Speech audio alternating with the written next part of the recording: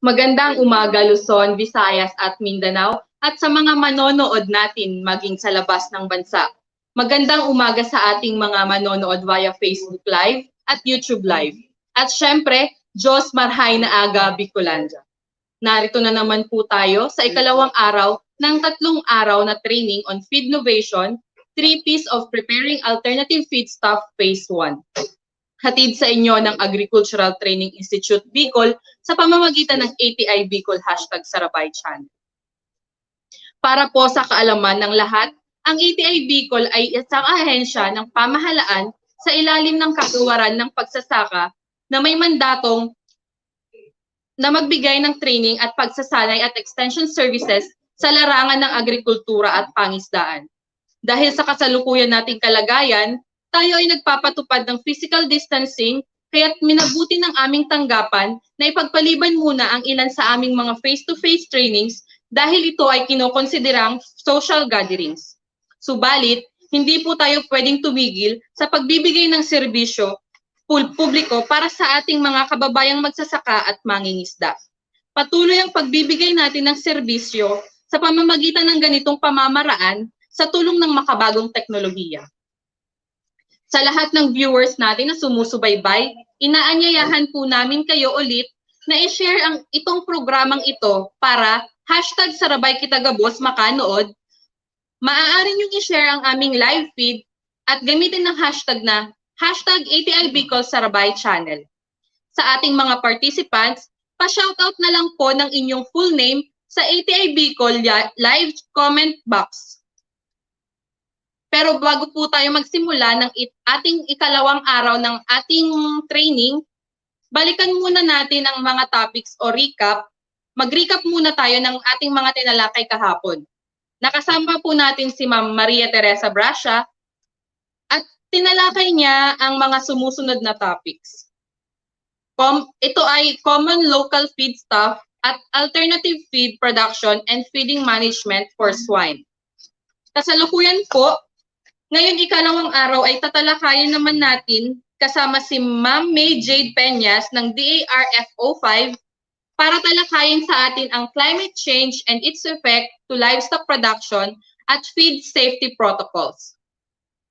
Ayan, sa punto pong ito, ibibigay ko na ang oras sa ating resource person na si Ma'am May para sa ating talakayan. Good morning, Ma'am May. Good morning, Ms. Ay. Good to be back again din sa ATI. So ngayon po, mag-start na kaagad tayo, no? Sayang kasi yung oras natin. So, ang first topic po ngayon ay ang climate change and its effect to livestock production. And then, ang second topic po ay feed safety protocols. Ayan. So, principles and practices of climate-smart livestock production.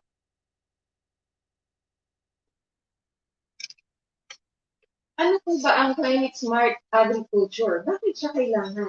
Ano po yung mga kailangan nating malaman? So, as of today po, approximately 9.5 billion po ang madadagdag sa ating world population by 2050, or by 1/3 po. Kailangan po natin ma-increase ang agricultural production by 60% para po matugunan po natin ang pangangailangan ng world population. Experiences on impact of climate change, smallholder farmers are greatly affected by hard hits of such changes. Lack of knowledge in adaptation and mitigating effects.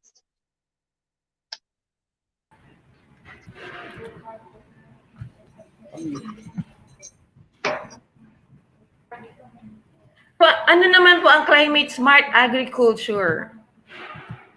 So, agriculture that sustainably increases productivity, resilience or adaptation.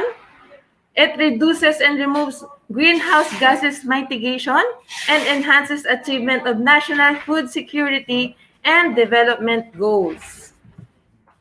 So, ang key message po dito, ang agriculture sa Pilipinas must undergo significant transformation in order to cope with the related challenges of food security and climate change. Lalo na po ngayon na tayo po ay may pandemic po ang COVID-19. So kailangan po natin ma-secure ang ating pagkukuha na ng pagkain. Ano po? And then, 3 pillars of climate smart agriculture. So, number 1 po yung economic. Kailangan po sustainably increasing productivity and farm incomes. Dapat po mas tumataas po yung productivity ng mga farmers natin. Ano po? Lalo na po ngayon medyo hampered po yung mobility po natin dahil sa mga lockdowns. Kailangan po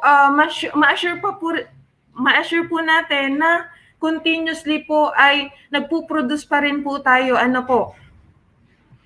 And then social aspect po, adapting and building resilience to climate change. Dapat po yung mga farmers po natin, nabibigyan po natin ng mga bagong technology, ano po, na dapat po nakaka-adapt tayo sa bagong panahon natin, like yung yung inclement weather po natin, ano po. Environmental, reducing and or removing greenhouse gases emissions wherever possible. Yan po. So, substantial effects of climate change in livestock production. Increase in animal diseases and increased competition for resources. Ang controversial po ngayon, lalo na po dito sa Bicol region, ay yung animal swine fever po. Ano po? And then yung increased competition for resources po, kaunti na lang po yung mga pasture area po natin, gawa na po ng mga industrialization, conversion po into residential areas, ano po. Challenges to livestock production. Global demand for livestock products will increase by 70% by 2050 dahil nga po tumataas din po yung population po natin. And an estimated 1 billion poor depend on livestock for food and income. The livestock sector contributes to human-induced greenhouse gases emissions for 14.5% and is a large user of natural resources. Yan, alam naman po natin na yung mga animals po natin ay nangangailangan po ng pang-araw-araw na pagkain na hindi lamang po mga grasses po at saka legumes yung pinapakain po natin sa kanila. Meron din po tayong mga animal byproducts na yun po ay nagdudulot po ng greenhouse gas emission. Greenhouse gas emission and climate change or yung global warming. Yan. Ito po yung science po ng greenhouse gas emission. Ito po, yung heat po na binibigay po ng sunlight ay natatap po siya at ito ay nagbibigay ng warmer weather conditions sa atin. And then because of the human activities responsible for almost all of the increase in greenhouse gases, nagiging warm po ang ating kapaligiran. Ano po? Ang isa po na example po nito ay yung paggamit natin ng mga greenhouse gases. Pag meron po tayong greenhouse gases sa loob ng garden po natin, na kukulong po niya yung heat, and then pag medyo malamig naman po, hindi din naman po nakakalabas yung heat energy po doon sa greenhouse gases. So pag naipon po yung heat energy sa loob ng isang area, nagkakaroon po siya ng global warming. Ang mga potential contributor po ng global warming ay ang number 1 po yung mga ruminants po natin. Ano po? Dahil po doon sa tinatawag natin na enteric methane or yung naturally occurring methane generated by an aerobic fermentation where microbes decompose and ferment plant materials such as cellulose, fibers, starches, and sugars in their digestive tract or rumen, expelled by animals through burping. Ayan po. So this is directly related to the level of intake, type of quality of feed, amount of energy consumed, animal size, growth rate, level of production, and environmental temperature. Between 2 to 12% of our ruminants' energy intake is typically lost through the enteric fermentation process. Ayan po. So yung effect naman po ng greenhouse gas emission, yun nga po yung global warming. Umiinit po yung temperature po natin. So, yung per capita consumption of major food items in developing countries, ang number one po na contributor po dyan ay yung, yan makikita po natin na from 1961 to 2005, root tubers, medyo mababa po yung contribution niya. And then next po yung cereals, and then yung milk, meat, at saka yung eggs. So, future growth in meat consumption is going to be driven by an expanding population, higher incomes, and consumer preferences. Sabi po ni Chris Harris, galing po sa Poultry Site Senior Editor. Yan. So, global emissions from agriculture from 1990 to 2010, makikita po natin na from 1990 to 2010, pataas po yung carbon dioxide emission po natin na galing po sa mga activities po ng mga tao. Ano po? And then, isa din po na nagko-contribute po dito ay ang ating mga animals. So, by the numbers, greenhouse gases emissions by livestock. So, 7.1 gigatons of carbon dioxide equivalent per year po. And then, 14.5% of all anthropogenic greenhouse gases emission. Ang anthropogenic greenhouse gases emission po ay galing po yan sa mga human activities. Isa na po dito yung paingin system po na yung pagsusunog po natin ng mga kahoy, ganun po. And then, Faust Livestock Long Shadow published in 2006, about 44% of livestock emission is methane po. The remaining part is almost equally shared between nitrous oxide, 29%, and carbon dioxide, 27%. So yun po, beef, 300 kilogram carbon dioxide equivalent per kilogram of protein produced, meat and milk from small ruminants, 165 and 112 kilogram carbon dioxide equivalent kilogram. Yung livestock greenhouse gas emission po, 200 tons carbon dioxide equivalent po. Yung nitrous oxide po, represented by blue label, and then manure methane po yung kulay red, and then enteric methane yung kulay green. So makikita po natin dito, yung beef cattle po, siya po yung mas maraming greenhouse gas emissions na nako-contribute po. Then dairy cattle, followed by swine, horses, poultry, sheep, and goats. Siguro po makikita po natin na medyo yung beef cattle po kasi sila po ay mga nasa feedlot, nasa labas po sila. And then, so, nakaka-apekto po yun dun sa methane gas na absorption po nila. So, fundamentals of climate smart livestock. Recovering energy and nutrients from animal manure, protect the environment, and produce economic gains. Overall principles of climate smart agriculture. Number 1, building resilience. Buffering and risk management at farm and system level. Managerial, different farm management practices. And then land-based systems, animal and herd management, disease control, or feeding strategies. Kailangan po natin ayusin po yung nutrition po. Dapat po makuha po natin yung mga nutritional requirements po ng animals po natin. And then improve animal husbandry, maintenance of animal health, and responsible use of antibiotics.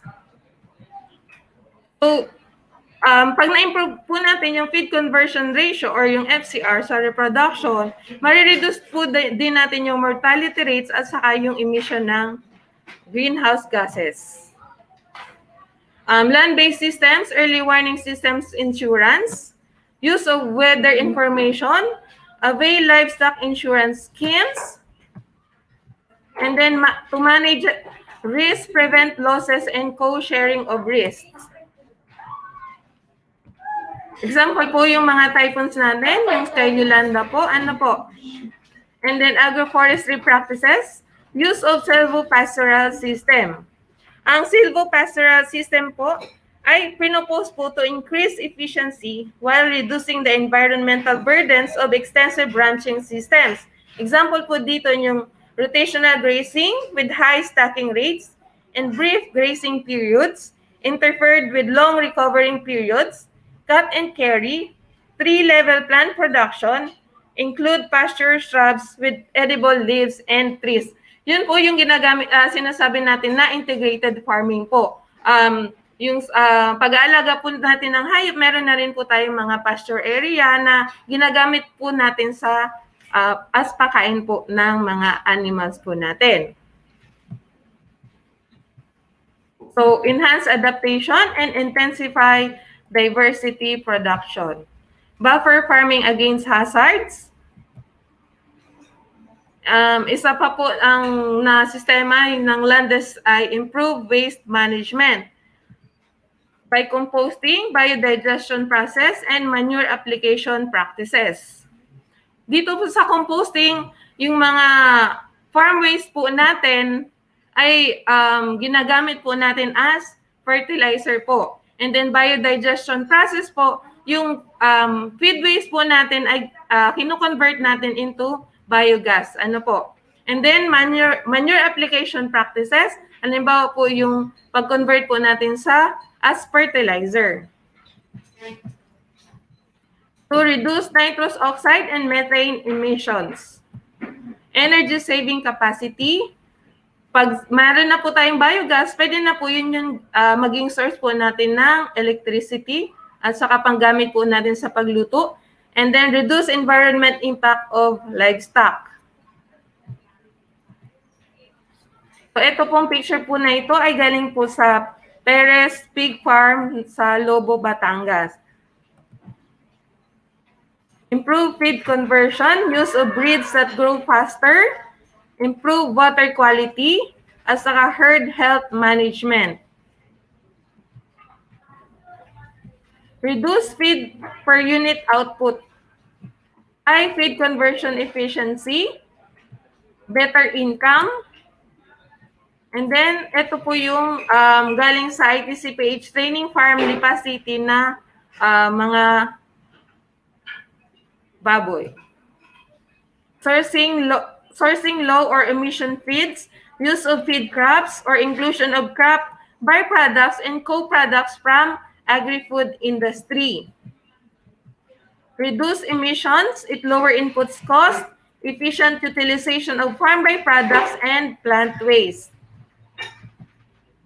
Ito naman po ang isang sistema natin na galing po sa ITCPH Training Farm Lipa City.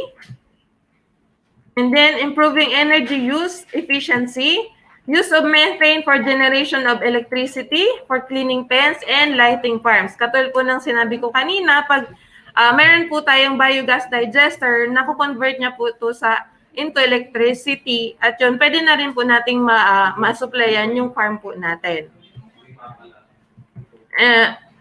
Ito po ay para mabawasan po yung greenhouse gas emissions, para din po mapababaan natin yung input cost, mawawala na po yung cost ng electricity natin, and then efficient use of resources. Nagagamit po natin yung feed waste po natin into electricity. Yan. Ito po, example po dyan, ito yung parang pump po siya, generator po na nag-contribute ng methane into electricity through a biogas digester. So conclusions, livestock makes large contribution to climate smart food supply system. And mitigation shall focus more on feed management, enteric fermentation, and manure management. So Philippines ranks number 6 in the world for greenhouse gas emission reduction projects. Registered by the CDM Executive Board are renewable energy projects that include wind energy, hydro, geothermal, as well as waste-to-energy projects. Estimated emission reductions resulting from these projects reduction is about 1.4 million tons of carbon dioxide equivalent per year. So 29 projects out of 39 are from animal or swine wastes. Yan. So yan po yung discussion natin para sa first topic po natin.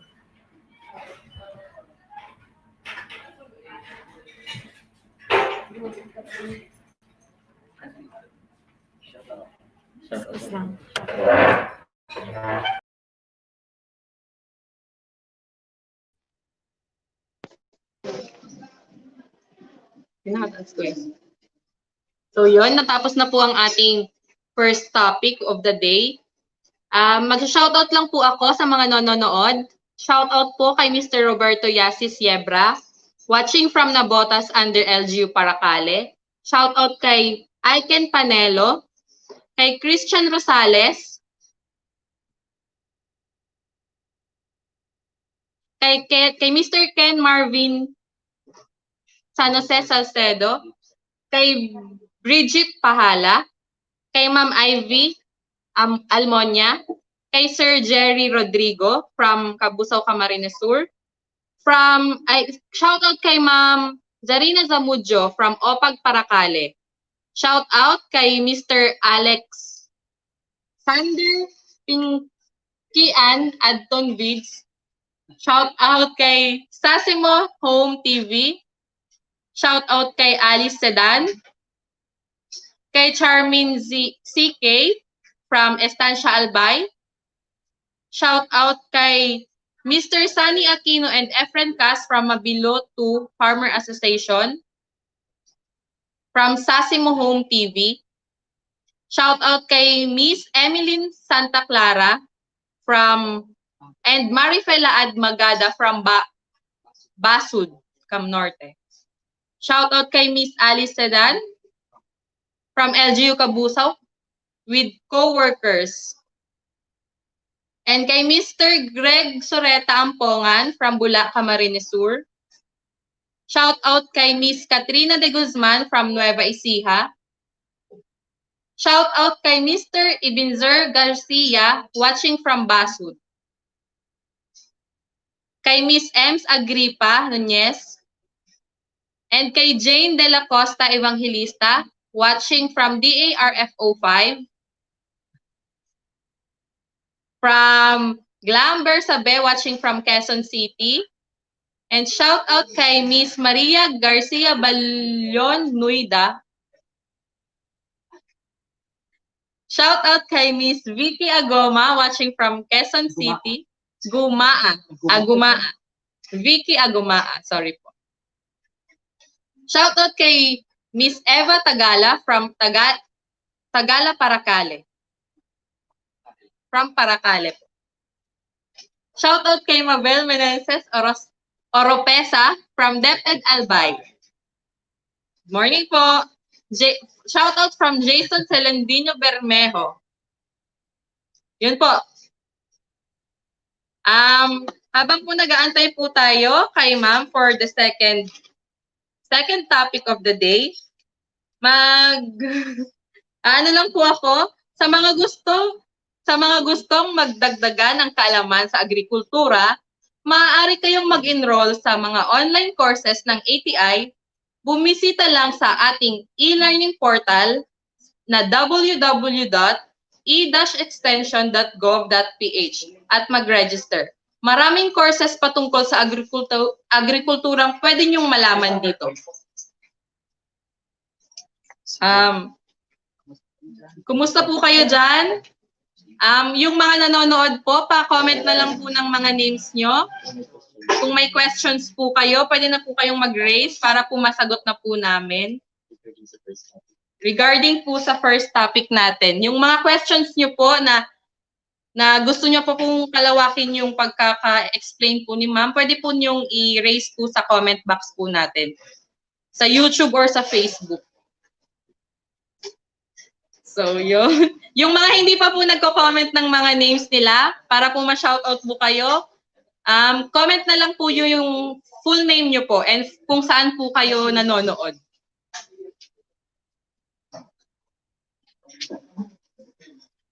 So yun, ulitin ko po sa mga gustong madagdagan ng kalaman sa agrikultura, maaari kayong mag-enroll sa mga online courses ng ATI at bumisita lang sa ating e-learning portal na www.eextension.gov.ph at mag-register. Maraming courses sa patungkol sa agrikultura ang pwede niyong malaman dito. Like, share, and subscribe po ang aming YouTube and Facebook channel, ATI Bicol Sarabay Channel. Para po updated kayo sa aming mga new videos and new trainings na i-upload po namin. And pwede nyo po ring mabalikan yung aming mga previous videos and trainings sa ating YouTube account. And marami din po kayong pwedeng mapanood sa aming YouTube account. Marami po kaming mga previous documentaries, trainings na pwede nyo pong mapanood ulit at matuto din po kayo kahit hindi nyo po na-attendan nung live, pero pwede nyo pong balikan. And yung first episode po natin, yung kahapon, pwede nyo pong balikan at mapanood pa din po yun. Kahit anytime po. So yun, ibabalik ko na po kay Ma'am Jade yung oras para po sa ating second topic. Hi, Ma'am Jade. Okay po. So, for my second topic po, yung feed safety. Alam po natin na ang feeds po represents 60 to 80% of the total cost of commercial livestock and poultry production. So, therefore, feed efficiency in livestock and poultry production is a key to profit. It is important that economical but well-balanced feeds are provided during all phases of the animal's life. Optimizing profit is associated with high average daily gain in animals and the lowering of the feed cost. So, makikita po natin 60 to 80% po ng total cost ng livestock and poultry production sa feeds lang po natin yan gagastusin. So, dapat po yung feeds po na ipapakain po natin sa ating mga hayop ay kailangan po efficient siya. Ibig sabihin, pag efficient po siya, kailangan po lumalaki po siya, at maganda po yung performance ng ating animals. Halimbawa po sa baboy, ang average po na average daily gain po, pag 1 kilo po ang pinakain po natin sa baboy, dapat po sa isang araw po ay magbibigay din po siya ng balik na 500 grams na daily gains. Ano po? So pag halimbawa po medyo mababa dyan po yung performance, so paglaki ng baboy po natin, ibig sabihin po there's something wrong po doon sa feeds po natin. So doon po natin isipin, bakit kaya? Anong klase ng pakain yung pinakain ko? Or yung pagkakagawa niya ba, yung nutritional content niya ba ay sapat pa doon sa age group ng aking animals? And then, important po na economical po siya, pero well-balanced feeds po siya. Hindi po natin kailangan piliin po yung pinakamababang presyo ng pakain po. Kailangan po natin ay malaman po kung ano po ba yung mga ingredients na nandoon po sa feeds po natin. Sapat po ba yun doon sa papakainin po natin na hayop? Halimbawa po, ang sa manok po na na grower po, ang kailangan po yung CP content or crude protein content po, at least po 16% po. Ano po? Kung mas mababa po dyan, ibig sabihin, wag po natin wag nating expect na makukuha po natin yung optimum na paglaki po ng ating animals. So, optimizing profit is associated with high average daily gain in animals and the lowering of the feed cost. So, paano po natin malalaman na malaki po yung kikitain natin? Dapat po sa araw-araw, mataas po yung average daily gain po natin. Katulad nga ng sabi ko sa kanina, dapat sa 1 kilo na pinapakain natin, sa baboy po, dapat po ay magbabalik siya po ng 500 grams po araw-araw sa ating alagang baboy. And then, kailangan din po, mababa po yung presyo po ng feeds po natin, pero dapat po ito ay sapat po yung mga nutrition po na nandoon sa feed po natin. Okay? So it vary considerably in their ability to make the best use of different diets and raw materials. Moreover, feed ingredients vary widely in their nutrient makeup. A thorough knowledge of the feeding requirements of livestock and poultry and the characteristics of the raw materials used in feeding is needed if one wants to formulate practical ration.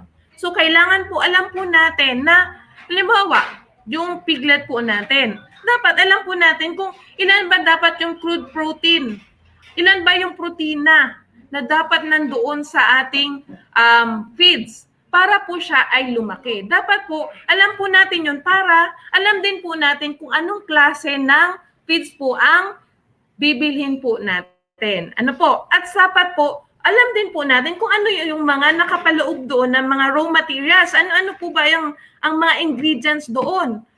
Wala po bang mga anti-nutritional factor doon? Baka kasi po, mataas nga yung mga, magaganda po yung mga feed ingredients doon. Kaya lang po, meron po tayong tinatawag na anti-nutritional factor na mas nagiging mababa po yung efficiency po ng ating animals po. Later on po, i-discuss ko po sa inyo kung ano po yung mga iba't ibang klase na anti-nutritional factors po. Okay po? So yan po ay kailangan po natin para po sa pag-formulate po o paggawa po natin ng sarili po nating feeds. Kung later on po, kailangan na po natin, kung madami na po yung mga alaga po natin, mas magiging makakatipid po kasi tayo kung tayo na po mismo ang maghahalo ng sarili po nating feeds. Yan po naman, ang feed formulation po ay ituturo po na sa atin sa pangatlong araw po ng ating trainings. Yan, kaya magpaghandaan po ninyo yan kasi lahat po ay matututunan po ninyo. Ano po? It can only perform economically and profitably if it consumes on a daily basis the appropriate amount of energy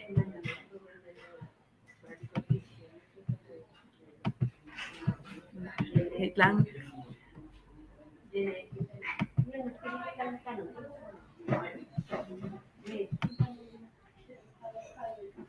Wait lang po.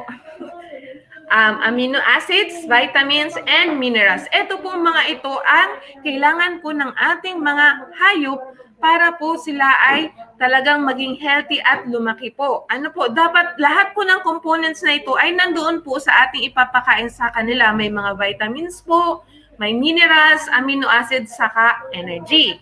At saka dapat po ay tama po yung proportion po nila. Ano po? So later on po, malalaman po natin sa different age group po ay may iba't ibang crude protein level po tayo na kailangang i-satisfy po. Para po makita po natin na lalaki po talaga yung alaga po nating mga hayop. Yan. So food production is a complex process. Ano po, hindi po siya simple. Ang pagpuproduce po natin ng pagkain. And then ultimate objective of the food industry and food safety regulators ensure that food reaching the consumer is safe and wholesome. So ito po ang pinaka-importante po. Kailangan po nating isipin yung dapat po ay safe and wholesome. Ano po? Kailangan po siya ay garantisado, kwalipikado at hindi po siya nag-i-impose po ng masamang epekto po sa kakain po ng ating produkto. So food generally expected to be safe may become unsafe due to the introduction of hazards during production, processing, storage, transport, or final preparation for consumption. So mahabang proseso po ang dadaanan ng ating pagkain.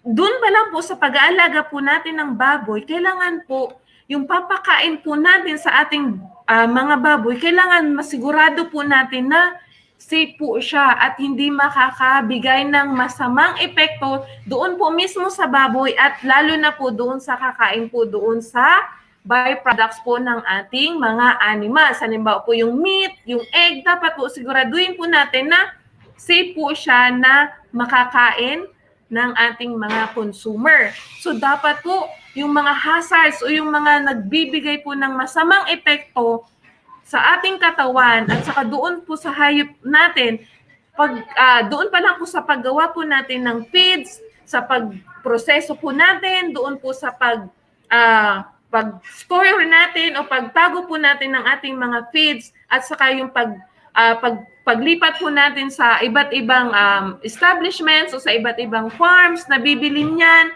pati po yung kung paano po natin ipapakain sa baboy natin, ay dapat po siguraduhin po natin na ligtas po siya. Ano po? So, consistently, fit for purpose po, which includes a number of quality parameters. So, paano natin malalaman na fit for purpose yan? O talagang safe po yan kung kanino siya intended na papakain natin. So, number 1 po ang nutrient content. So, paano natin masasabi yung nutrient content niya ay tama po siya? Dapat po, halimbawa, sabi natin sa age specification, meron iba't ibang crude protein na nire-require po dyan. Number 1 po ay yung halimbawa sa mga breeders po o yung mga alaga po natin na nanganganak, ano po, mas mataas po yung kailangan nila na crude protein. Halimbawa, kailangan po ay 18% po.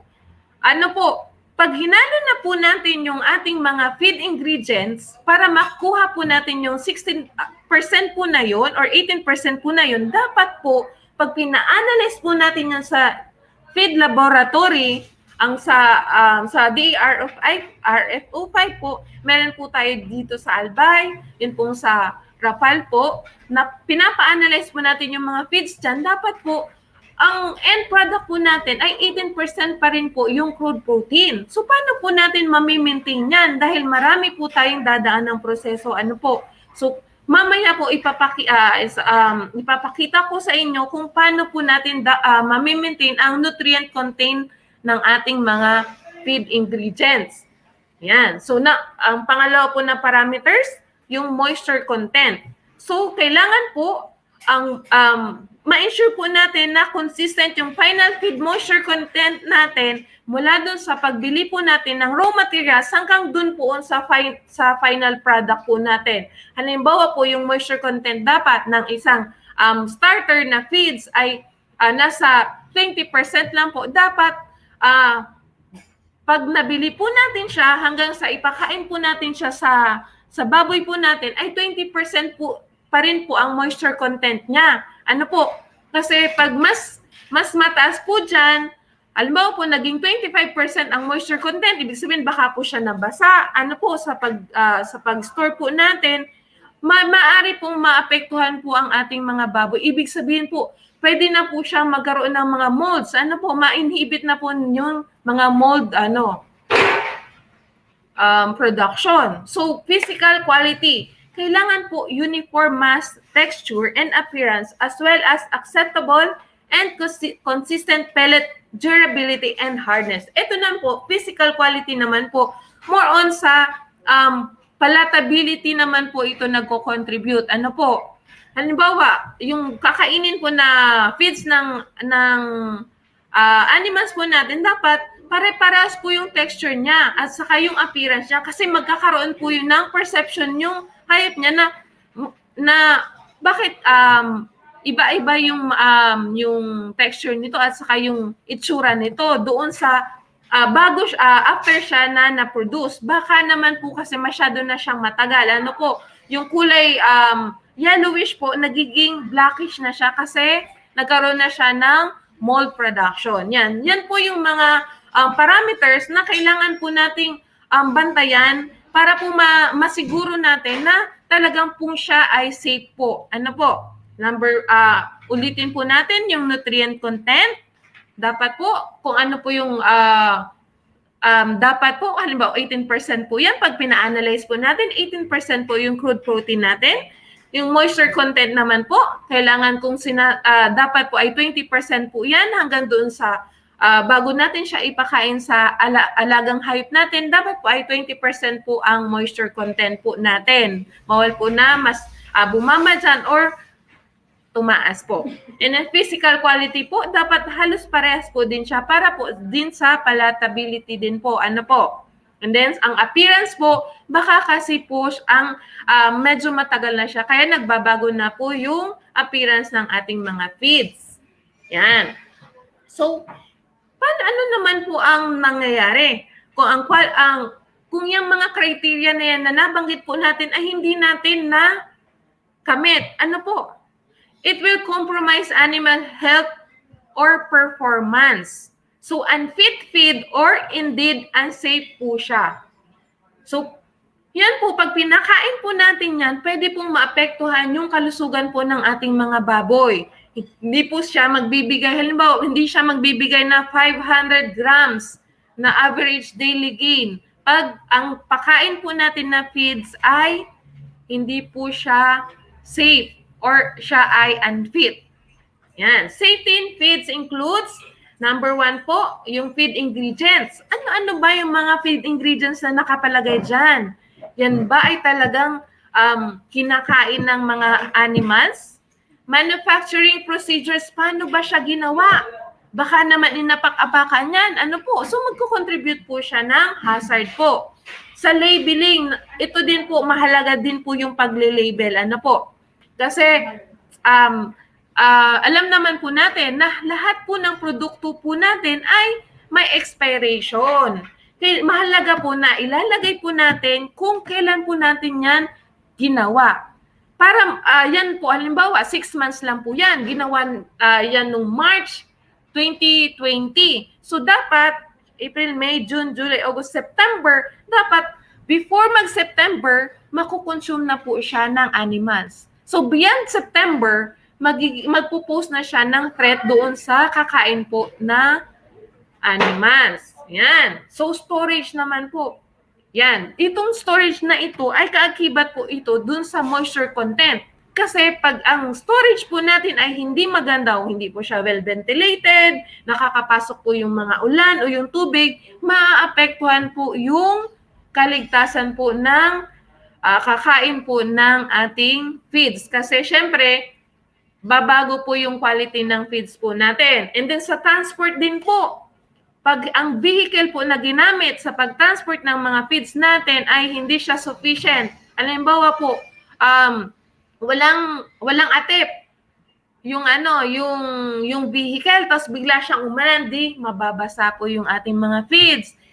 Yan. So, doon po tataas na yung moisture content niya again.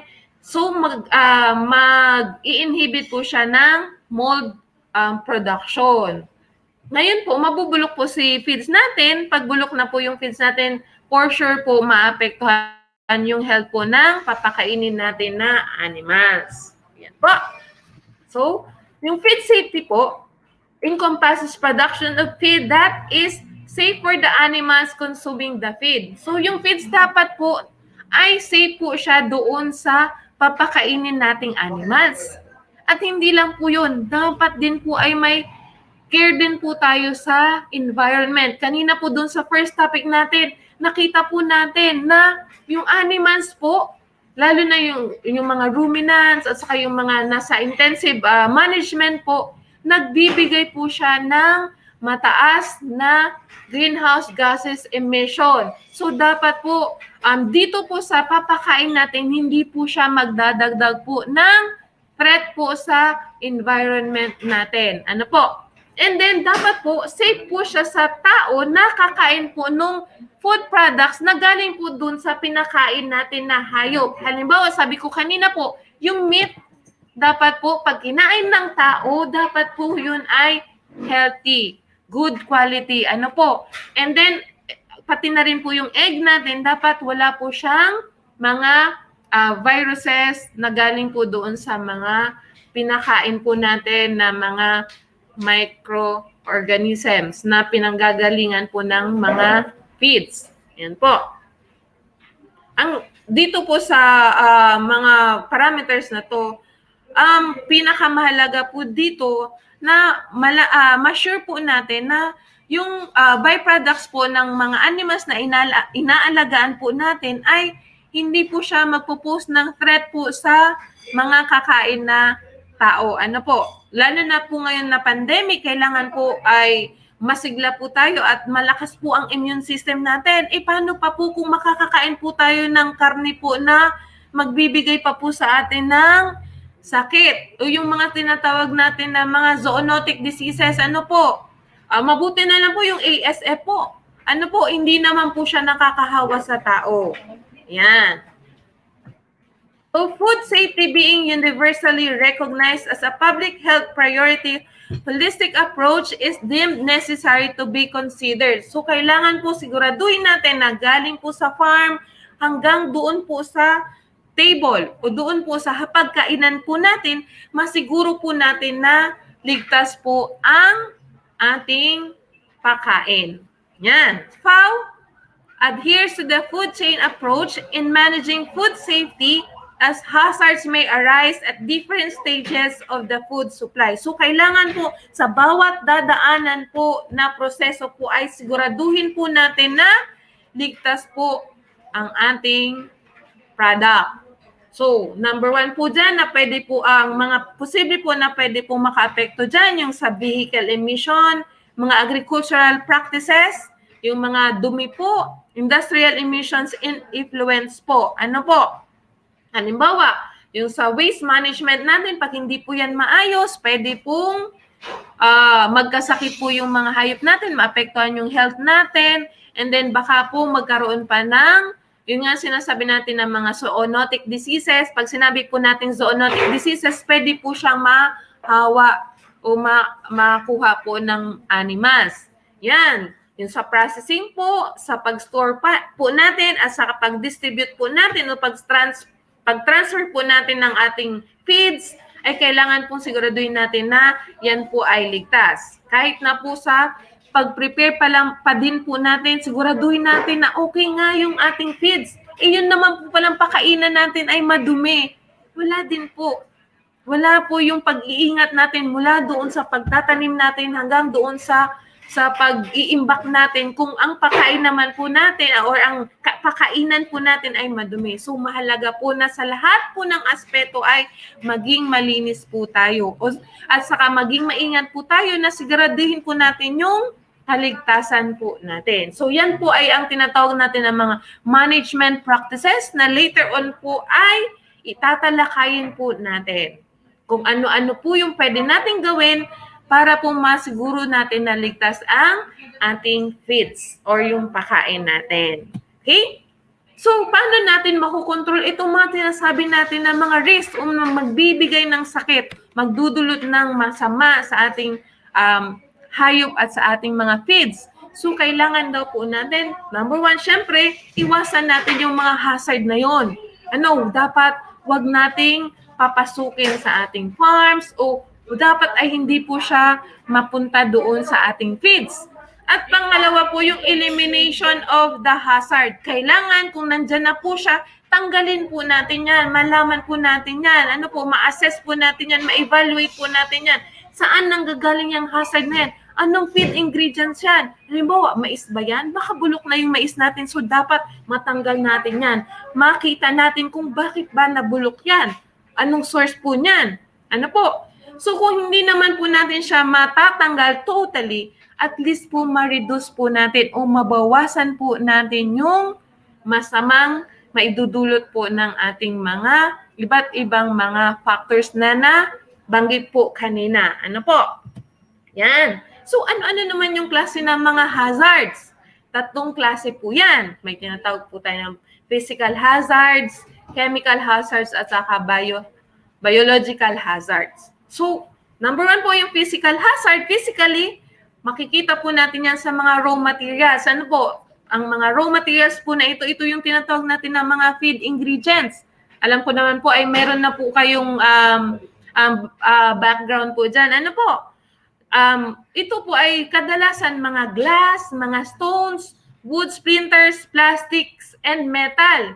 Or minsan po mga needles, nails, or syringes. Ano po, ito po ay hindi naman po talaga minimin na mapunta doon sa feeds po natin. Kaya lang minsan or kadalasan po ay nagkakaroon ng aksidente. Ano po? Pero ito naman po ay maiiwasan. Basta po, alam po natin, yung doon sa workplace po dapat natin ay talagang siguraduhin po natin na ligtas. Walang mga gantong mga bagay na ito na hindi naman po kasi kailangan bakit merong mga ganyan. So kailangan po ay malinis lagi yung ating kapaligiran para po yung physical hazards po na ito sabi natin ay ma-eliminate. Ano po? Kasi madali naman po siyang ma-eliminate. Matanggal po yan. Ano?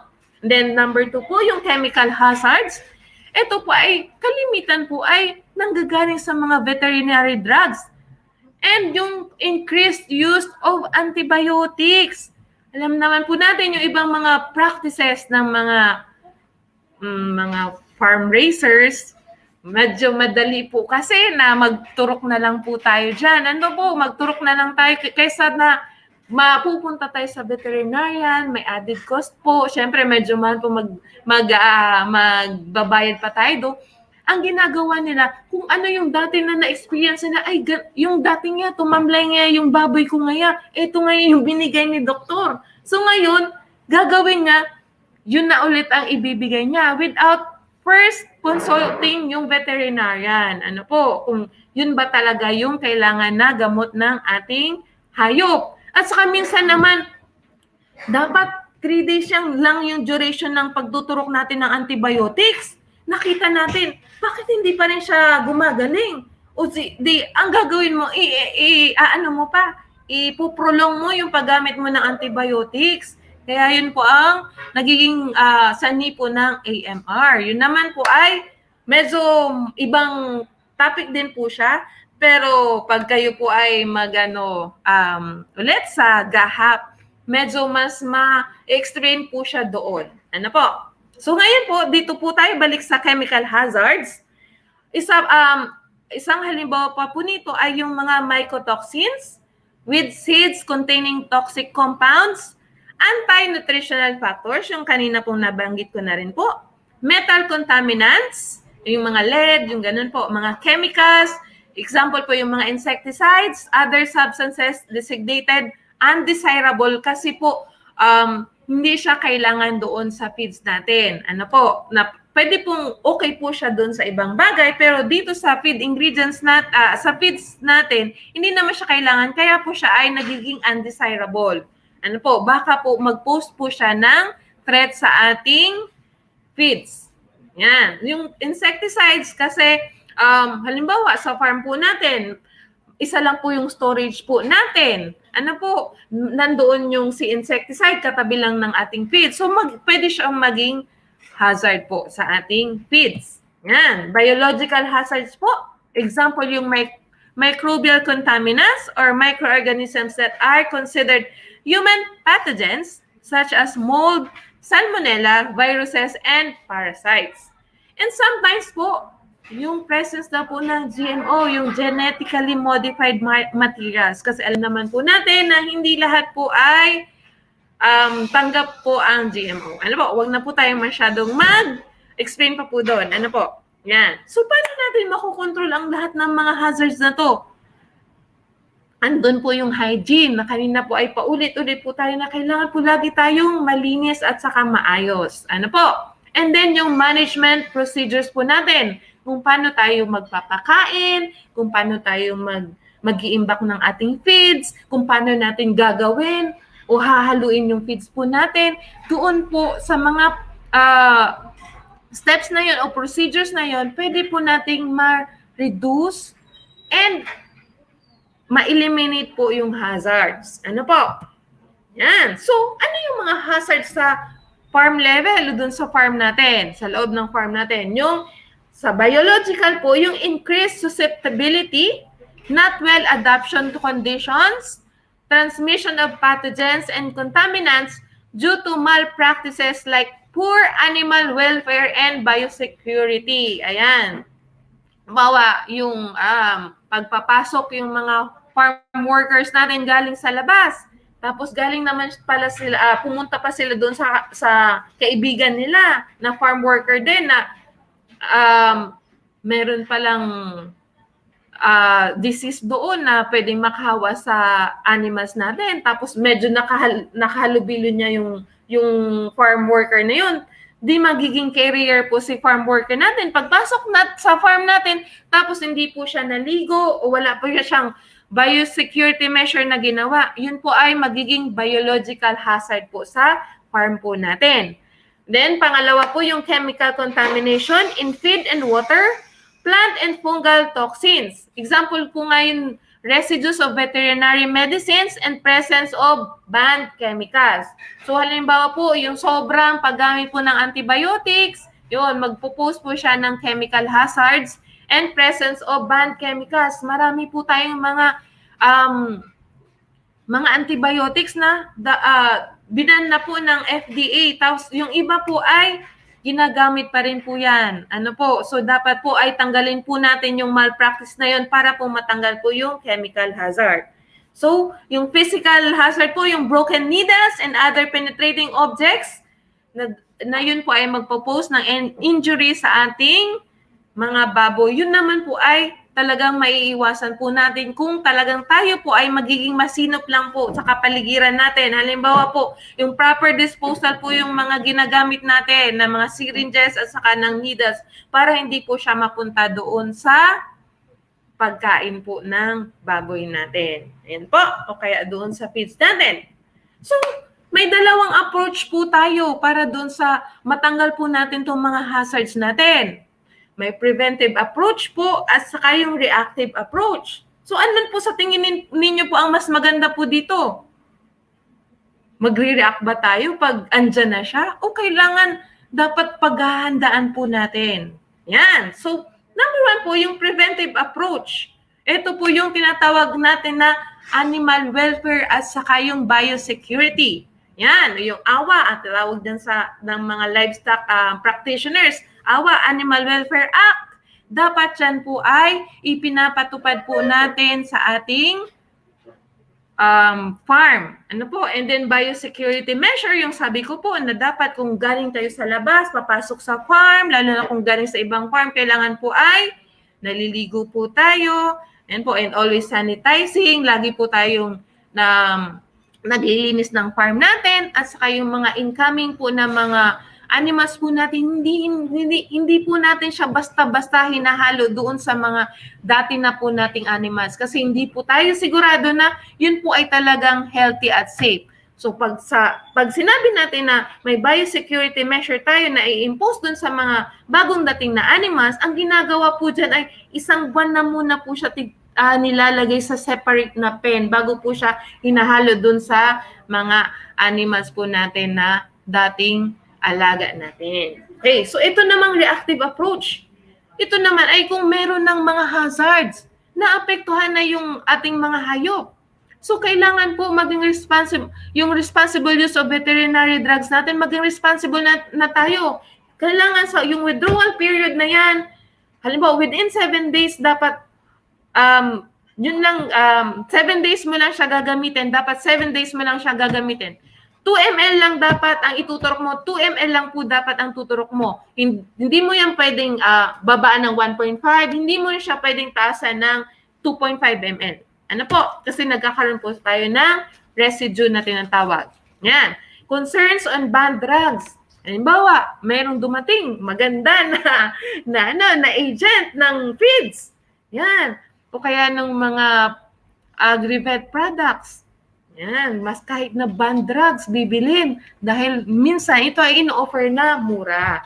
Huwag na po nating i-tolerate yung mga ganito. Kasi baka po, tayo din po ang maapektuhan o yung mga taong mahal natin na magkukonsume po nung animals natin na naapektuhan po nung hazard dahil po sa pag-administer po natin ng mga banned products. Ano po? And then, concern on abuse of veterinary drugs. Ayan po na ang ginagawa po nila, every time na magkakasakit ay magtuturok na lang po lagi at saka in a prolonged period or duration. Ano po? Yan. Controls rely on a range of good management procedures. Wala na pong mas maganda po na gagawin natin na control measure po ay yung sa good management practices po natin. Ito po ay medyo hindi masyadong nag-impose po ng mataas na cost. Ito po ay nag-re-require po lamang ng kasipagan at saka ng tiyaga. Ano po? So, yung mycotoxins arising from pre-crop harvest, field fungi, and or storage fungi, dapat po kailangan yung mga crop harvest natin, halimbawa yung tinatawag natin ng mga forages, kailangan po ay galing po dun sa mga approved supplier system. And then, meron dapat po tayong mga receivable standards for moisture. Yung sabi ko kanina, dapat kung 20% lang dapat yung moisture content ng mais, dapat po 20% lang po yan. Ano po? Huwag nating titingnan na bibilin ko na itong mais na ito kahit na 30% yung moisture content niya kasi mas mura siya. Ano po? Dahil pwede po siya mag-post po nga ng hazard. Ano po? Mas mabilis po kasing nabubulok ang mga feed ingredients pag mataas po yung moisture content. Kasi nga po nagpo-post siya ng nag-i-inhibit siya ng microorganism production. Ayan. So, delivery inspection for evidence of mold. So, dapat lahat po ng mga papasok na mga raw materials at saka yung mga feeds man po na mix na, kailangan po ay i-inspect po natin yan upon delivery and then from time to time, kahit po nasa storage na siya, i-check po natin yan kung meron po ba siyang mga molds na. Ano po? Storage facility maintenance to prevent moisture ingression. Yun yung tinatawag ko kanina. Siyempre, kung hindi yan well ventilated, parang tayo din yan po. Pagpapawisan yan, pag pinagpawisan yan, ayan, mag-inhibit na naman yung si microorganism, aatakihin na naman yung mga feeds natin, mabubulok na naman po yan. O kaya halimbawa naman, pag mabasa naman po siya ng ulan, ayan, may moisture ingression na naman yan. Ayan po. Bill hygiene to prevent mold growth. Yan, dapat yung mga equipments po natin na ginagamit, mga tools po na ginagamit natin ay dapat po lagi po nating nililinisan. Ano po? Dapat pini-store natin siya sa mga maayos na lugar. Ano po? Ingredient sampling and testing schedule. Kailangan po lagi po nating tinitest yung mga feed ingredients natin. Pwede pa ba yan? Titingnan natin, sabi natin dun sa label, kailan ba yan nabili?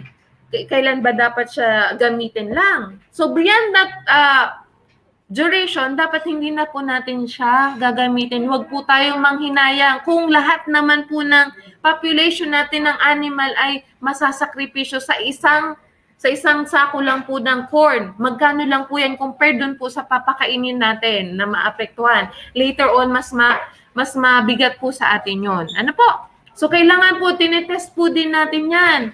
Yung ating quality ng feeds po natin.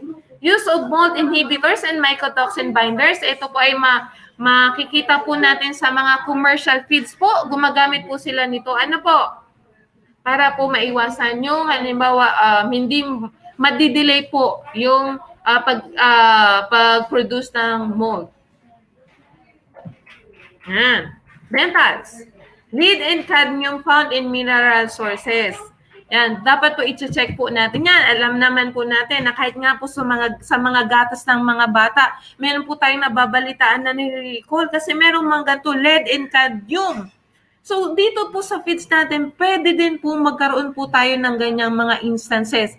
Kasi meron po tayong mga iba't ibang mga feed ingredients po na pwedeng pagmulan po o maging source po ng lead and cadmium. So, mercury found in fish meal, alam po natin na ang fish meal po ay mataas ang crude protein content. Kaya kahit medyo mahal po siya, kung konti naman po ang kailangan natin, medyo nakakatipid din po. Kaya halos lahat po ng mga feed ration po ay meron pong fish meal. So, kaya lang po, watch out lang po tayo kasi baka po meron siyang mercury content. Yan. So, dapat approved supplier system. Certificate of analysis, dapat makita po natin yan. At dapat naman po talaga, yung mga packaging po natin, meron po nakalagay doon na mga analysis. Yan po ay nire-require po, lalo na po sa DA at saka sa BAE. Ayan po. Past supply record, i-check nyo din po yan. Ano po, kasi baka before nakapag-supply na sila sa inyo ng mababang quality, dapat po sa susunod po ay hindi na po kayo kukuha doon. Ano po, or maging maingat na po kayo. And then, sabi ko nga, from time to time, yung ingredient sampling, kasi baka po bulok na, ano po, or luma na po. And then, testing schedule. Yan, veterinary drugs, strict adherence to any withholding periods. Pag 7 days, 7 days lang po. No residues in untargeted or unmedicated feeds. Halimbawa, ito, may sakit, yung isang pen mo, bibigyan mo nung feeds na merong halimbawa may nakalagay na mga antibiotics. Tapos, ang gagawin mo, etong dun sa kabila naman, ay sige, papakainin ko na rin to. Kasi sabi naman daw, prevention is better than cure. Pero po, number 1 pa rin po na yung i-minimal po natin at ma-reduce po natin yung risk din po. Ano po? Kasi pag sobra, minsan po, pag maabot na po nila yung maximum point po, nagkakaroon na po tayo ng resistance. Ano po? Dadating po yung point na kahit ang dami na isang buong bote pa yung inject po natin dyan, ay hindi na po siya gagaling. Dahil nagkaroon na po siya ng resistance, dahil lagi-lagi mo na siyang tinuturukan yan. Kahit tayo naman kung ilang beses ka nang nagpapaturok, sa later on, di mo na yan mararamdaman. Wala nang epekto sa'yo. The same din po dito sa ating mga alagang baboy. Ano po? Feed sequencing, yung tinatawag natin na FIFO, first in, first out. Ano po? Then, feed sampling, testing schedule. Yan, ulit-ulit po para mas maintindihan po natin at tumatak sa isip natin kasi masyadong mahalaga po ang feed safety po. Dahil dyan po din nakasalalay ang kaligtasan din po ng health nung mga kakain po sa ating mga byproducts ng animals. Yan. For food derived from animals. The hazard may also come from the consumption by animals of contaminated food. Halimbawa, yung ito po ay kadalasan nangyayari dun sa mga tinatawag natin na swill feeding. Yung nagpapakain po tayo ng mga sapal, ay mga kaning baboy. Ayan. Baka ang mga nakalagay doon ay matagal na pala na-imbak na mga kaning, mga tira-tira na kinain natin, tapos papakain pa natin sa hayop natin para makatipid, ang mangyayari naman pala ay magkakasakit pa siya. So, wala din. Nagastusan pa tayo. Ano po? In recent years, public concern about the safety of foods of animal origin has heightened due to problems arising from bovine spongiform encephalopathy or yung BSE, dioxin contamination, outbreaks of foodborne bacterial infections, as well as growing concern about veterinary drug residues and antimicrobial resistance in microorganisms. Yan. Then, animal feed may be the source of a number of infections for farm animals that can lead to human illness. Yung sabi ko nga, itong mga zoonotic diseases or yan po yan, Salmonella infection, Toxoplasma gondii, and Trichinella spiralis. Yan, sorry. Mycotoxin contamination of animal feed can result in foods of animal origin containing these chemical compounds. And then pesticides, agricultural and industrial chemicals, heavy metals, and radionuclides can all pollute animal feed and forage and may also result in contaminated food of animal origin. Po, yun yung mga hazards na kailangan po natin na iwasan. Okay? So, paano natin ma-minimize pa rin yung contamination of animal feed and associated food safety and quality risk? Ano po? Use of appropriate technology. Tinatawag natin na halimbawa, yung meron tayong mga sistema na minsan may wet feeding tayo, ano po, meron din naman tayo na itong piniferment natin. Ang isipin po natin, kailangan po ba talaga natin gawin yan? Yun po bang pagbibigyan po natin ng ganyan na pakain ay talagang kailangan po na ganun po yung ibigay natin? Kasi baka po naman, dahil hindi po maayos yung paggawa natin, imbis na po makabuti po doon sa hayop po natin, ay mas nagbibigay po tayo, nag-introduce po tayo ng masama. Ano po, ng ikakasama po ng health ng ating mga alagang hayop. And then, application of good manufacturing practices. Ito po, number 1 po na pinupush po ito lalo na po ng Department of Agriculture po. Good manufacturing practices o yung GMP po. Ito po ay kaakibat po doon sa GAHAP, yung Good Animal Husbandry Practices. Yan, ito po is isang topic naman po, pero pag meron pa po tayong oras, pwede po natin itong pahapyawan kasi ito po ay mahalaga din po doon sa ating feed safety. At saka yung isa pa po na mahalaga ay yung careful handling of feedstuffs. Ano po, dapat lagi pong isa-isip po natin na yung kakain po niyan ay mga hayop na kakainin po din natin na pwede pong kung sila po ay masama yung maging epekto sa kanila, pwede din po tayo maapektuhan ng masama or magbigay po din ng sakit po sa atin. So, kailangan po yung mga feed ingredients po natin o yung mga tinatawag natin ng mga cut and carry, mga forages, dapat po yan po ay from galing po dun sa plant, sa farm po natin, sa pinagtamnan natin hanggang doon po sa storage natin o doon sa pakainan po natin, siguraduhin po natin na yan po ay magiging malinis po at ligtas po doon sa kakain na animals. Yan. So, yan na. Anti-nutritional factors and contaminants. Hindi po lahat po ng bagay na nakikita po natin ay pwede po nating ipakain. Ang iba po kasi ay nakakalason o meron naman pong hindi nakalalason yung ibang parte, pero yung ibang plant parts po, halimbawa, ay poisonous po pala siya.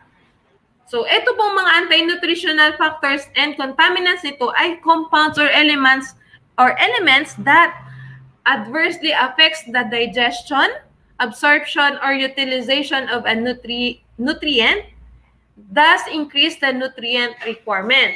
So, ito pong mga anti-nutritional factors and contaminants po na ito, naapektuhan niya po yung pagpanunan po ng ating mga alagang hayop. Ano po? At saka yung absorption at ang utilization po ng mga nutrient intake. It increase the nutrient requirement. Halimbawa, ano po? Pinakain natin ng yung cassava. Ano po? Raw. Tinadtad po natin, pinakain natin. So, may anti-nutritional factor po siya. Ibig sabihin, nagkakaroon po minsan ng indigestion at saka intoxication ang animals po. Sa susunod po niyan, magkakasakit po siya. Ano po? Pag nagkasakit po siya, magbibigay po tayo ng vitamins, magbibigay po tayo ng gamot, at magbibigay po tayo ng additional na feeds kasi kailangan nating ma-sustain po yung health niya. Ano po? Okay? So, mycotoxin, 40% of the world's cereal production is contaminated by one or more mycotoxin. Okay? Ang pinaka dangerous na mycotoxin ay aflatoxin. This is a family of toxins found in corn, peanuts, cottonseed, and tree nuts. The main fungi that produce aflatoxins are Aspergillus flavus and Aspergillus parasiticus, which are abundant in warm and humid regions of the world, like yung tropical countries kung nasaan po ang Philippines. These molds grow in grains, oilseeds, and other feed that have been stored with high moisture content for a long period of time. Kaya sabi po natin, paulit-ulit, yung moisture content po, kailangan alam po natin kung ano po yung requirement po niyan. Kung 20%, 20%, kasi pag mas mataas po dyan, tapos mahaba po natin siyang ma-imbak, magkakaroon po ng mold production, magpo-pose po siya ng threat sa health po ng kakain. Yan. So, a potent carcinogen or aflatoxin B1, ito po yung pinaka-potent, pinakamalala, pinakamabigat.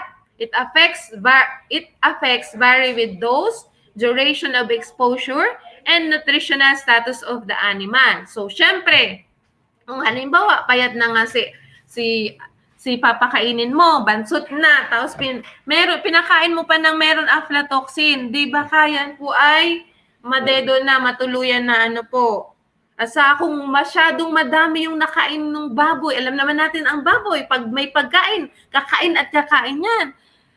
Kung yun na nga yung pinakamalaki mo, halimbawa 100 kilograms, isang araw na lang, i-harvest mo na, tapos biglang nakakain ng aflatoxin. Tapos biglang namatay, loss na naman po yan. Tapos yung duration of exposure, halimbawa, bumili ka ng mga 50 na sako niyan. Kasi nga, mura. Yung pala may aflatoxin. Yan. So, syempre, mas mabigat din po yung epekto niya sa hayop po natin. So, paano naman natin malalaman kung yan na po ay may aflatoxicosis na o yun pong na-epektuhan na siya ng aflatoxin? Syempre, hindi na po siya masyadong kakain. Kaya bumababa po yung feed intake. Pag konti na lang yung kakainin, syempre, mababawasan po yung timbang, mangangayayat. Pag mangayayat na siya, bababa yung immune system, magkakaroon ng systemic hemorrhages, tumataas po yung feed conversion ratio natin, yung FCR.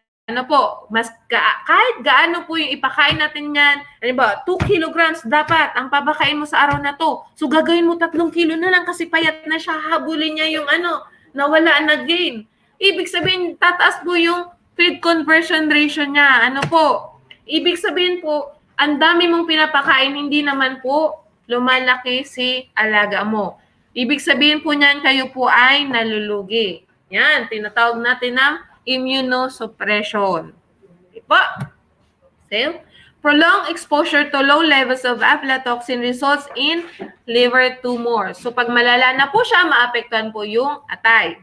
Can also be transferred in uterus from the sow to the fetus and affect the newborn piglets. Ito po ang pinakamalala pag sa reproductive organ na po yung maapektuhan niya po. Kasi pwede niya po itong malipat po doon sa babies niya, sa mga piglets. Tapos, ang mga young animals po, yung mga piglets po, sila din po ang masyadong susceptible, ang mas mabilis po na naapektuhan po ng aflatoxin. So, pag naapektuhan na yung mga piglets natin, di-disrupt na yung production cycle natin, wala na tayong masyadong maibibenta ng mga piglets, kukunti na naman yung kita natin. Okay.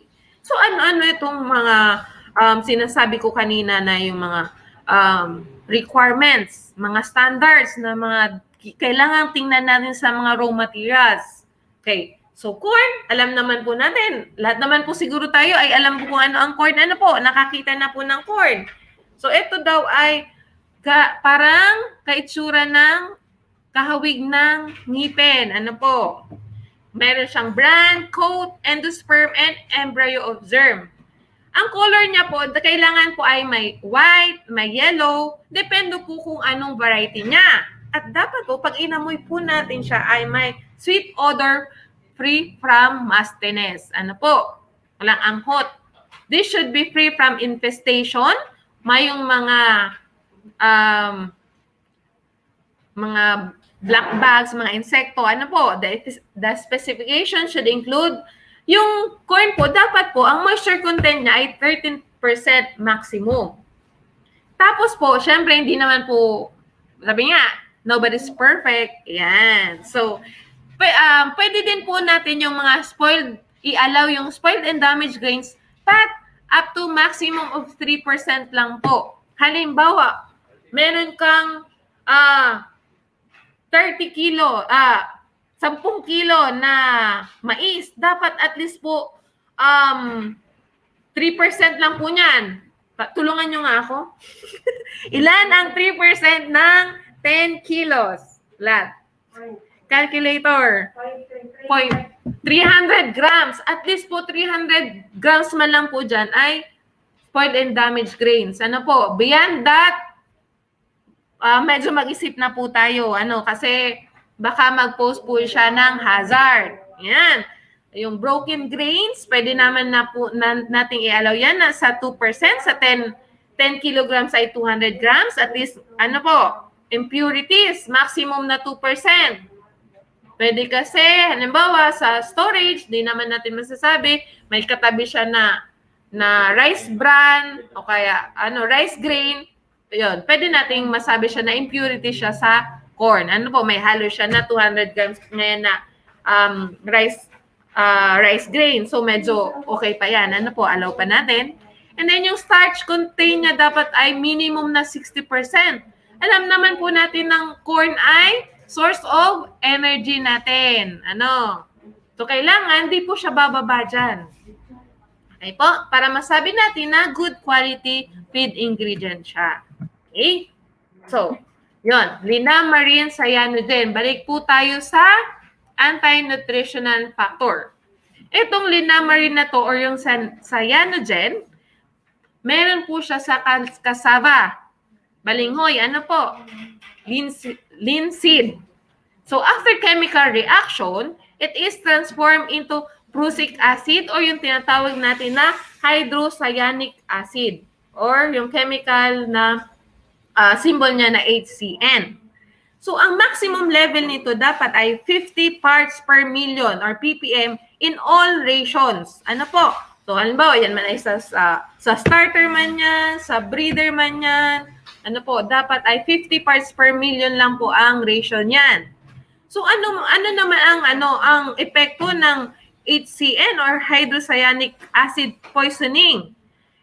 Siyempre po, tataas yung respiration, accelerated pulse, failure to react to stimuli and spasmodic muscular movements.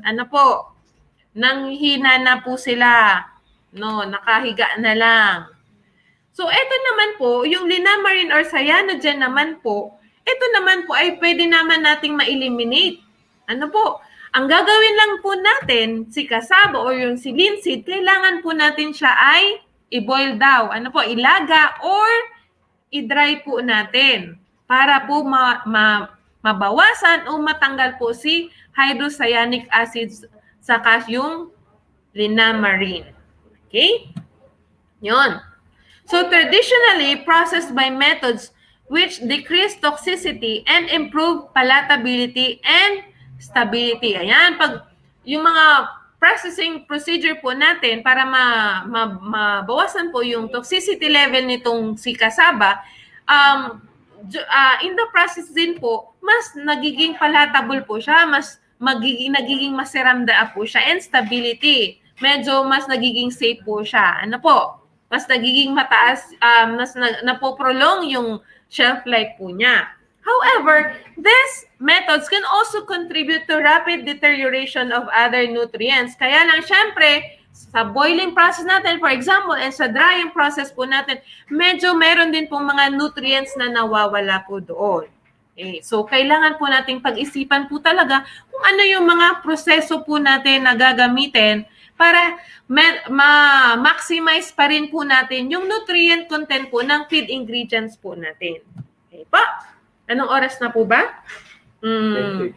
Okay, 10:34. Siguro naman po, pwede naman kayong snap dyan habang ako po ay salita dito. Sana po ay nag-i-enjoy pa rin kayo. Medyo technical po kayo kasi ang ating topic ngayon.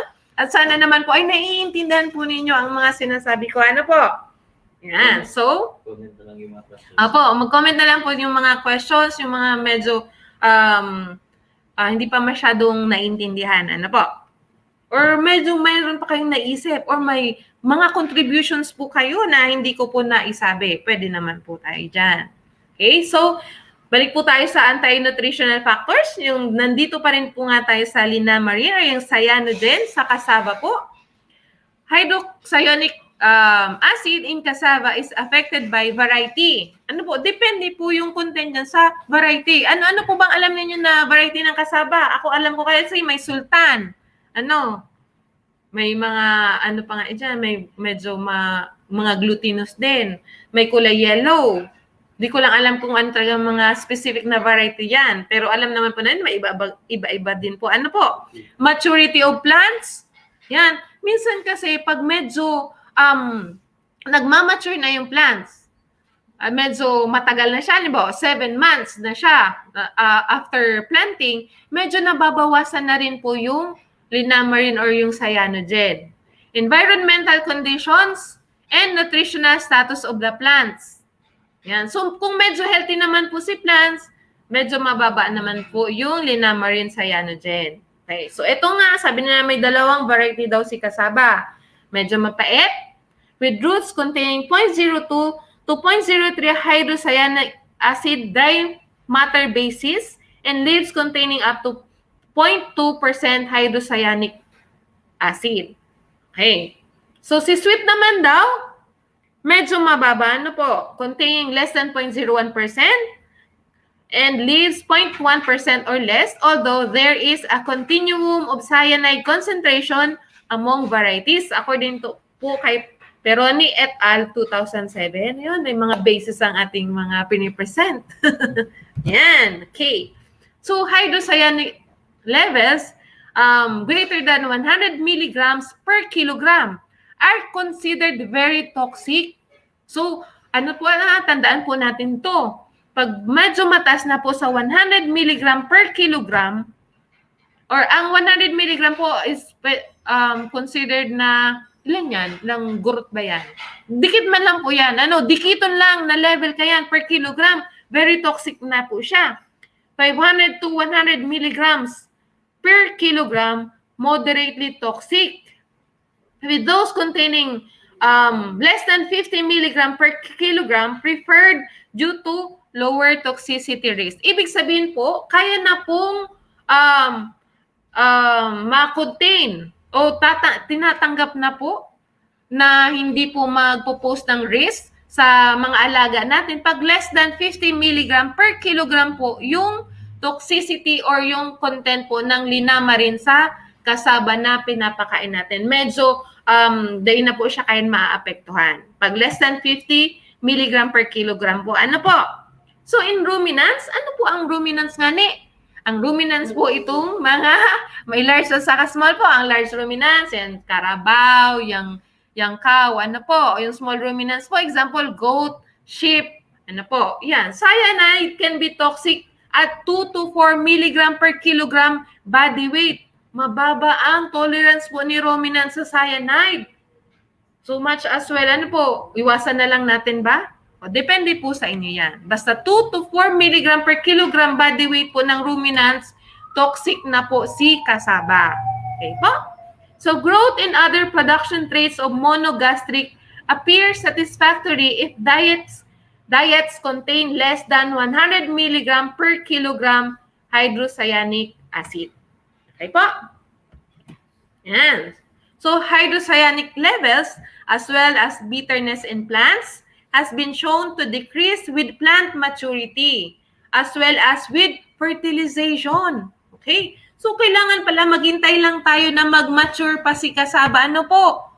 Bago natin ipapakain. Huwag masyadong madali kasi para bumaba pa yung toxicity level ng cassava, pwede na nating magamit si cassava natin to its maximum limit. Ano po?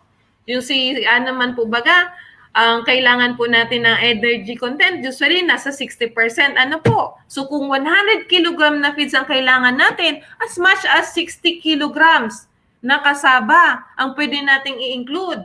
Pero, meron pa rin po tayong tinatawag na mga maximum inclusion. Yan po ay maitatakil pa rin po natin pag dumating na po tayo sa mga feed ingredients at saka dun po sa feed formulation.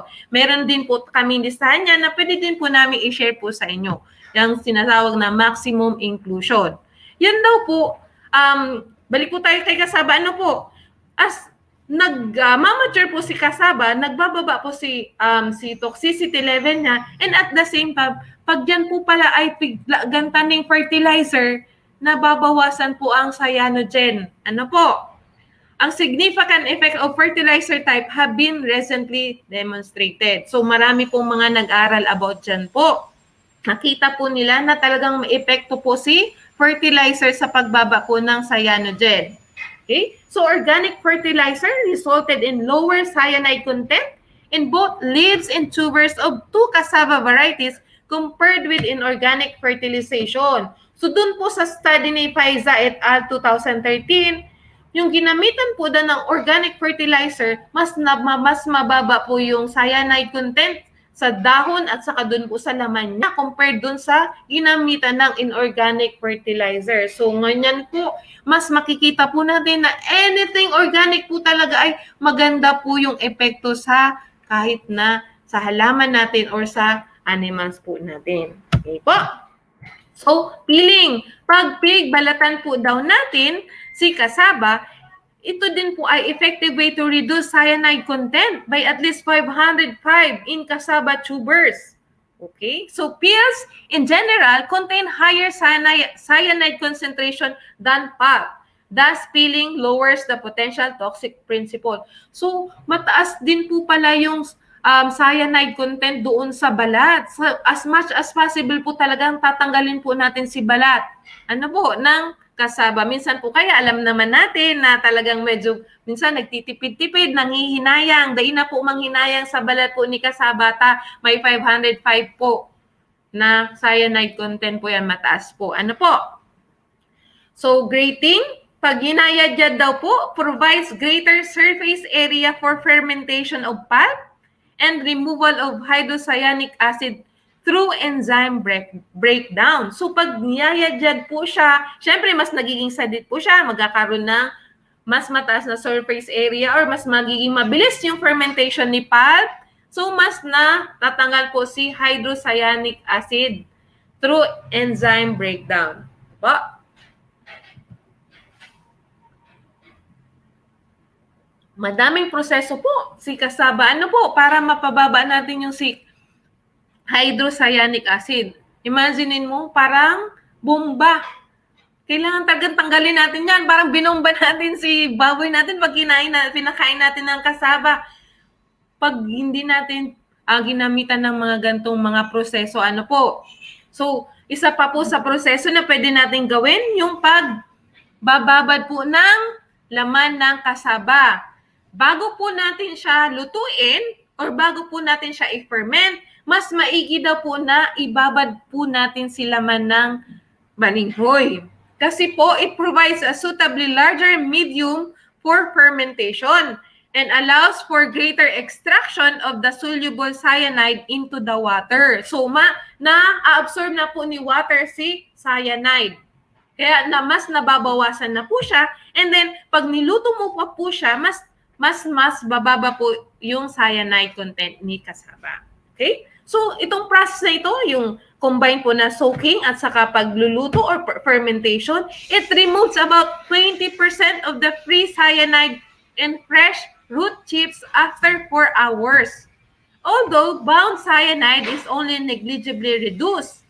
Bound cyanide begins to decrease only after the onset of fermentation. So, sinasabi po dito na kahit na binabad pa po natin siya, and then niluto natin siya or in-undergo natin siya ng fermentation, si negligible cyanide po or yung bound cyanide po, mas madidecrease lang po siya pag nag-start na po yung fermentation. So, mas maganda pa rin po na i-undergo po natin ng fermentation po si cassava. Ano po, meron po tayong tinatawag doon sa feed preparation po natin na pini-ferment po natin siya. Ano po, dahil sa fermentation po, na parang nagiging pre-digested na po siya. Ano po, mas madali na po o mas magiging available na po yung ibang nutrients, and at the same time, yung mga anti-nutritional factors po ay mas nare-reduce po and natatanggal na rin po siya.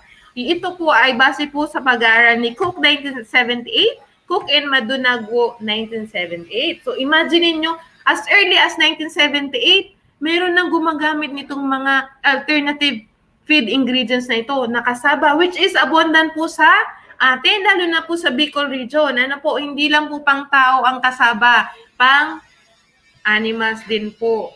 Which is, alam naman po natin, ang cassava po ay mura lang po, kaya medyo mas na-emphasize po siya dito kasi ang gusto lang pong ipakita po sa atin dito na si cassava, though medyo nagpo-post po siya ng hazard, kung dadaglagan lang po natin ng sipag, ano po, at saka yung mga additional na management practices, pwede na rin po natin siya mapakinabangan to its optimum level na mas maganda po yung magiging epekto din po sa atin productivity. Ano po, kasi mura po siya, usually yung mga alternative feed ingredients, and also abundant po siya sa lugar po natin. Okay po? Isa pa, yun, yung pagbababa daw. A very significant reduction in total cyanide is achieved if the soaking water is routinely changed over a period of 3 to 5 days. So, yung kung talagang gusto ninyong totally mawala si cyanide sa cassava po, kailangan daw po ay ibabad po natin ng 3 to 5 days, and dapat po ay at least every day po papalitan po natin si tubig. Ano po? Yan.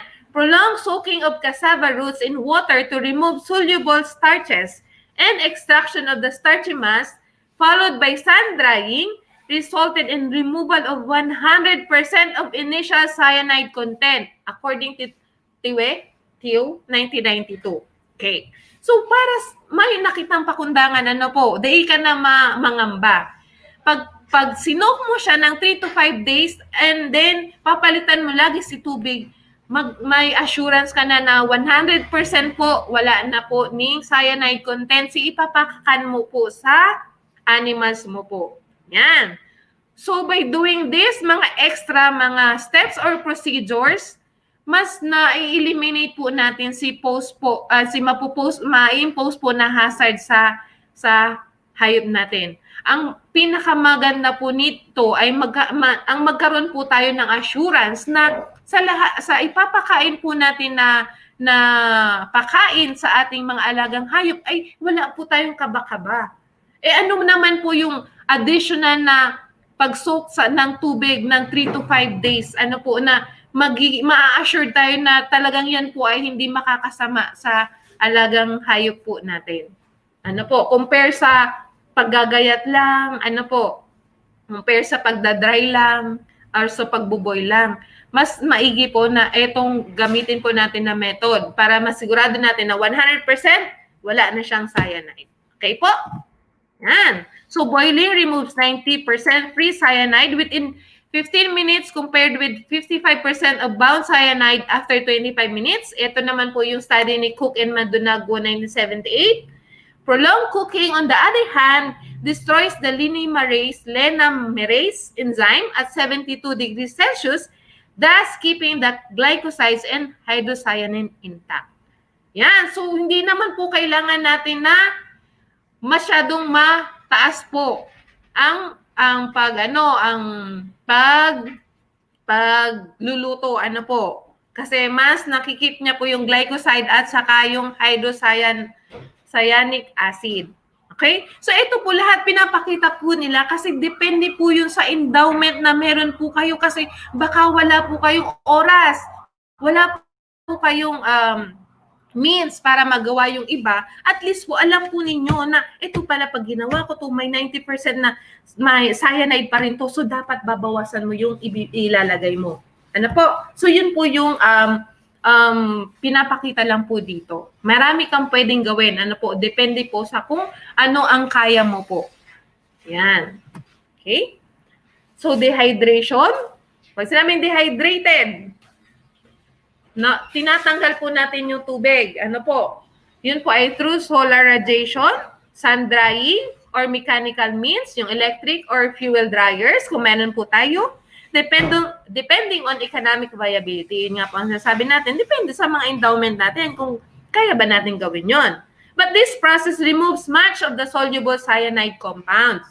So sun drying on slope trays more effective due to slower breakdown and less denaturation of the linamerase enzyme that destroys the cyanogenic glycosides of cassava. According to naman kay Gomez et al. 1984a. Yan. Na number 2 na anti-nutritional factors or contaminants, yung zearalenone. Ito ay medyo toxic siya with 1 to 5 parts per million.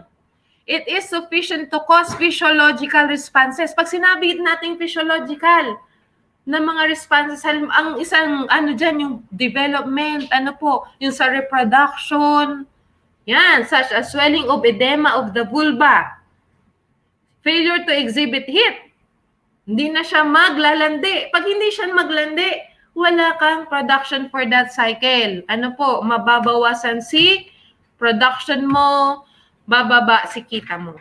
Infertility, to that extent, magiging infertile si hayop natin. Hindi na po siya makakapag-breed.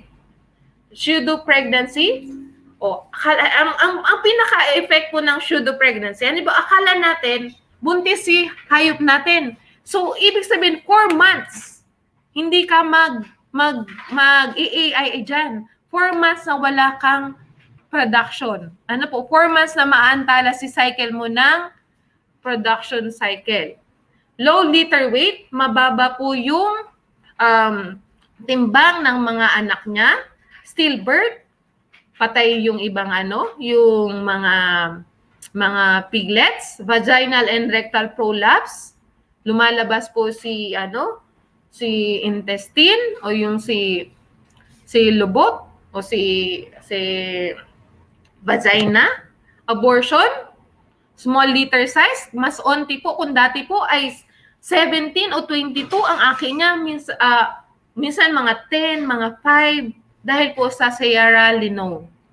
Splay-legged piglets, mga bukangkang, atrophy of the male reproductive organs.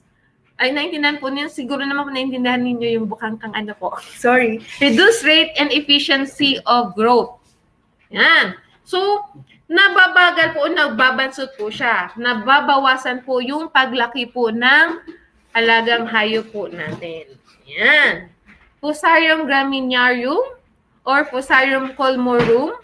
Ito po ay makikita po sa mais, sa wheat, sa corn cob mix. So, paano natin masasabi na naapektuhan na siya ng zearalenone? Yun po ay magkakaroon po ang animal, maka-experience siya ng hyperestrogenism, swollen edematous vulva, namamaga po, na may mga nana, uterus prolapse, rectal prolapse, vulvovaginitis, atrophy of the ovaries. Namamaga ang ovaryo. So mainly po mga reproductive problems po ito. Na usually po ay makikita po natin or ang mga usually na naapektuhan po ang mga pig, sheep, dog at saka cattle. Okay. So pangatlo po ay yung mimosine glucoside. Ito naman pong mimosine glucoside ay makikita po natin to sa Leucaena leucocipala or yung ipil-ipil. Ang ipil-ipil po ay madami po dito sa atin, lalo na dito sa Bicol. Minsan po yan ay ginagawang mga fences.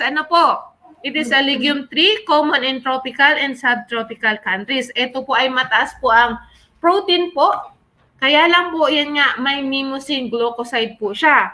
So, halimbawa, si alaga natin na inahin, makakakan po ng mataas na amount ng ipil-ipil, pwede po siyang mamatay. And ang mga anak niya po ay pwede po ay patay na pag inilabas niya po. Deformed limbs of surviving fetuses. Kung medyo makasurvive man po si Aki niya, hindi po kumpleto ang kaiyang mga limbs, ang mga kamay at ang mga paa. Ano po?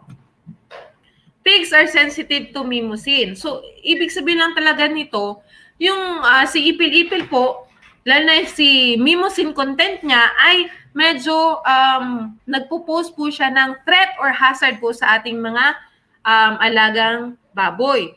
So, pig raised on ipil-ipil leaf meal diets lost their hair.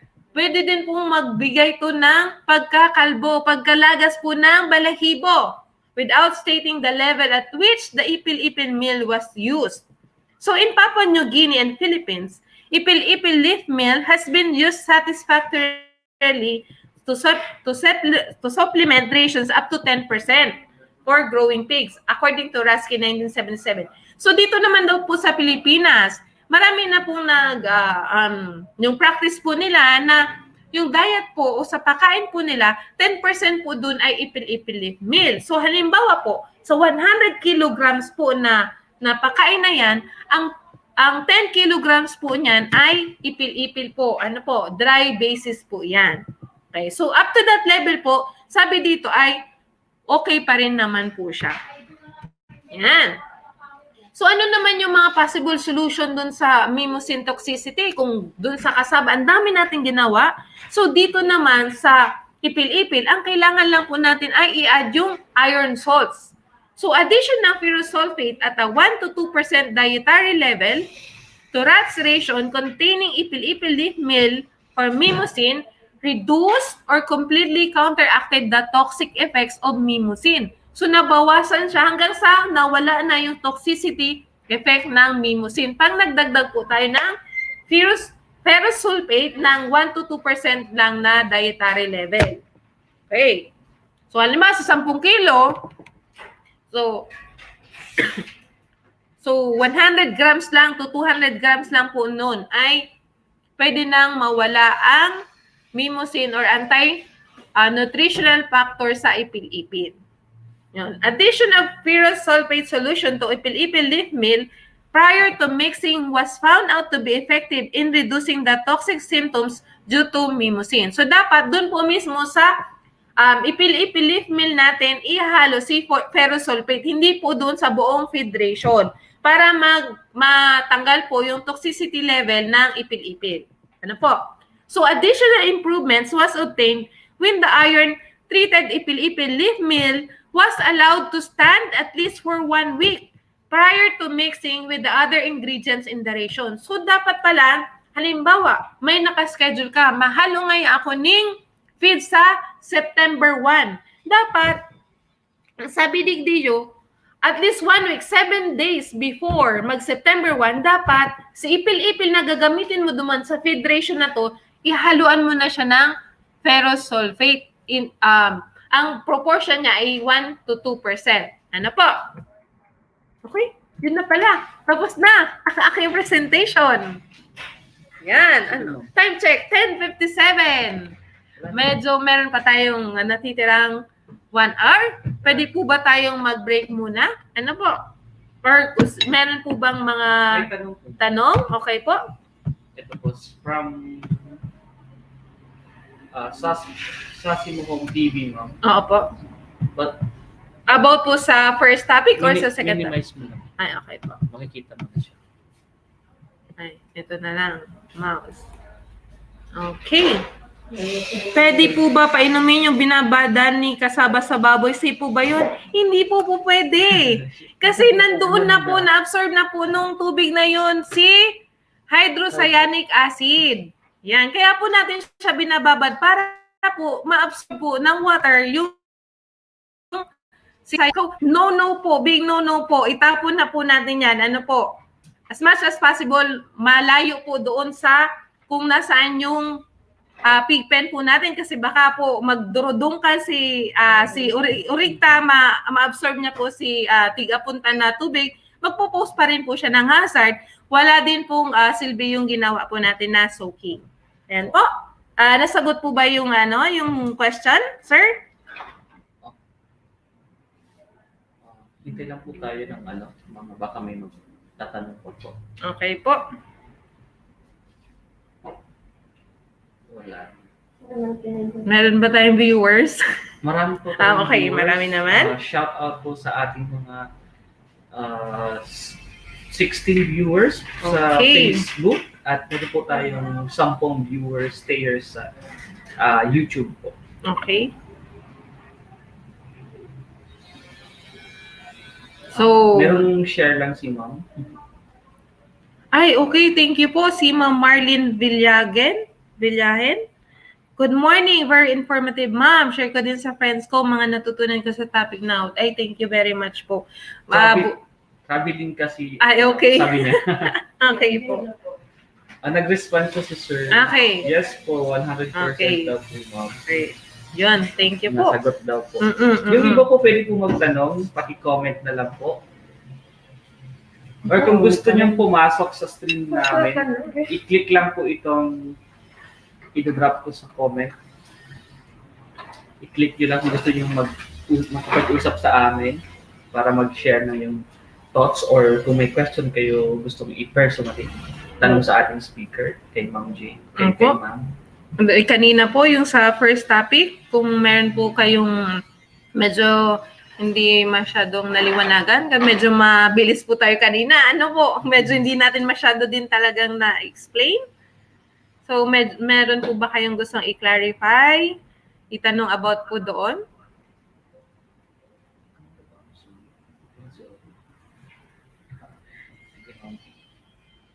Balikan po natin yung ibang mga mga ibang comment. Okay po. May mga magagay na comment dito. Sabi ni Sir Tony, Barangay Council hindi ko intindihan. On agriculture and livelihood, watching from Barangay, Bagong Bayan, Kapunawit. Hello Shoutout sa po. inyo. Hello po. Sana sir, madami din kayong natutunan, Sir Tony Miravalles. Ano po? Ito, meron po si Ma'am Lansky Calosa. Hello everyone, very informative this topic and helpful to our farmer. Keep it up, ATI DA, watching from Manila City Council. Stay safe and healthy always. Yes po. Stay safe din po kayo lahat Kayo din dyan. po, ingat din po Mm-mm. kayo. May nag-comment.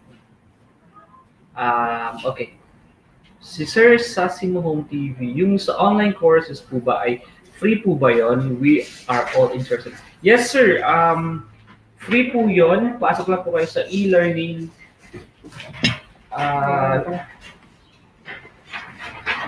Marami po kaming mga free online courses sa ATI Bicol na pwede nyong enrollan. Ano po siya? Libre po siya. Magla-login lang po kayo. E-learning. Ano nga yung site natin sa e-learning?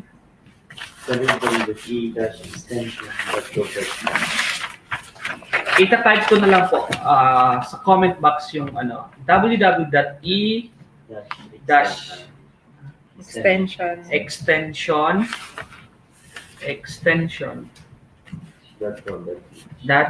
www.e-extension.gov.ph.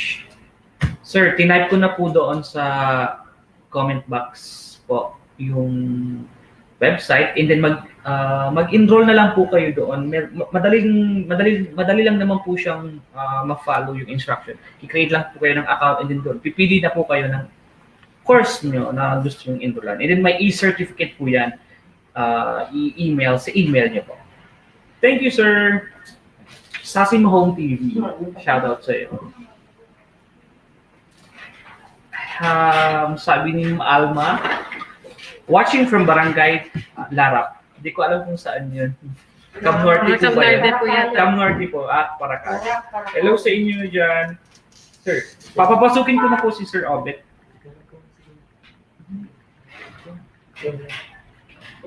Tapos na.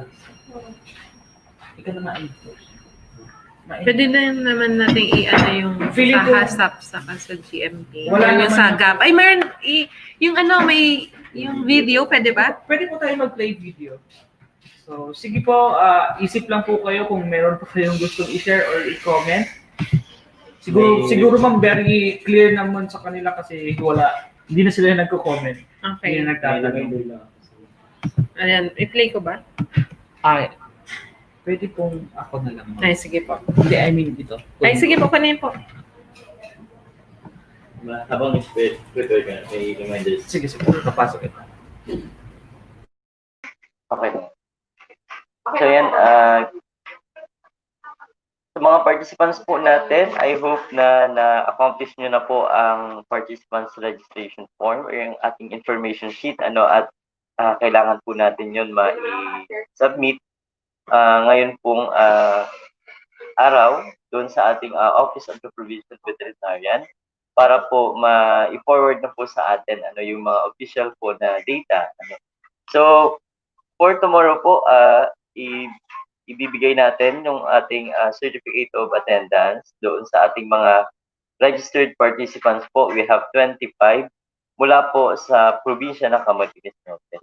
Then, our phase 2 ng ating training will be hands-on. Hindi pa natin determined because of our current situation. Yun po, especially po yung ating 25 participants ay mag-perform po tayo ng feed mixing and other yung preparation for the mga alternative feeds. For our online viewers pong interested, we can still air the live broadcast po ng ating demo ng pag-prepare po ng mga alternative feeds. Po.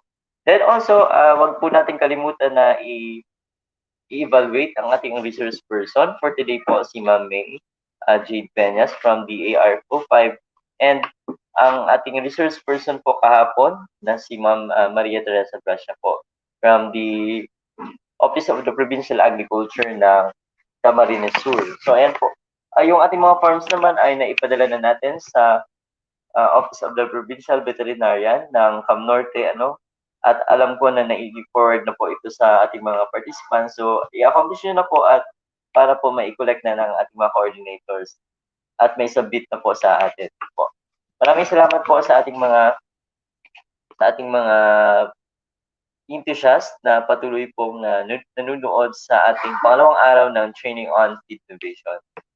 So tomorrow po, abangan po natin ang huling topic natin na ibibigay po patungkol naman sa fodder production. So meron tayong dalawang setup na pag-uusapan bukas, ang hydroponics fodder production at aquaponics fodder production. Ito isa pang alternative feed na pwede po natin ibigay sa ating mga livestock animals, lalo na sa baboy, sa kambing at sa manok. So yan po. At meron pong tanong, pwede po i-submit ko na lang sa email mga PAX participants, hindi makakapadaet today. Thank you. Okay po, Ma'am Sarina, one of our coordinators po sa trained ng ATI din under the FLS. Yes po, TOT. Yes, Ma'am Sarina po, i-send ko po mamaya sa iyo ang aking personal email o ang email address ng ATI. Thank you, Ma'am, sa pag-assist sa atin sa pagkanda po ng ating training. So for now po, panoorin po natin itong video about ito saan, Ma'am? Sa good animal practices and po, about po sa good animal husbandry practices.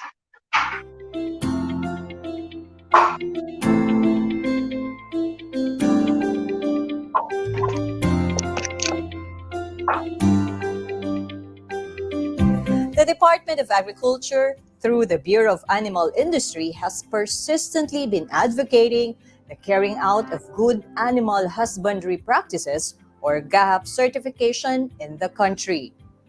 Since the instigation of GAHAP certification in the Philippines, the first ever GAHAP certified farm all over the country is located in Soc-Surgen region. This is the Progressive Farms Incorporated. Nestled in a sprawling 112.8 hectares, Progressive Farms Incorporated, or PFI, is regarded as one of the country's top producers of premium hogs and feeds. It started its commercial operations with an initial 1,300 sow level. Progressive Farms started their operation last November 21, 1997.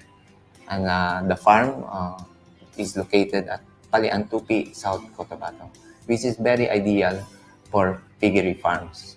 PFI is backed up with competent and dynamic manpower who is guided by the company's core values, including quality, oneness in undertaking, commitment to employees, community development, and customer satisfaction.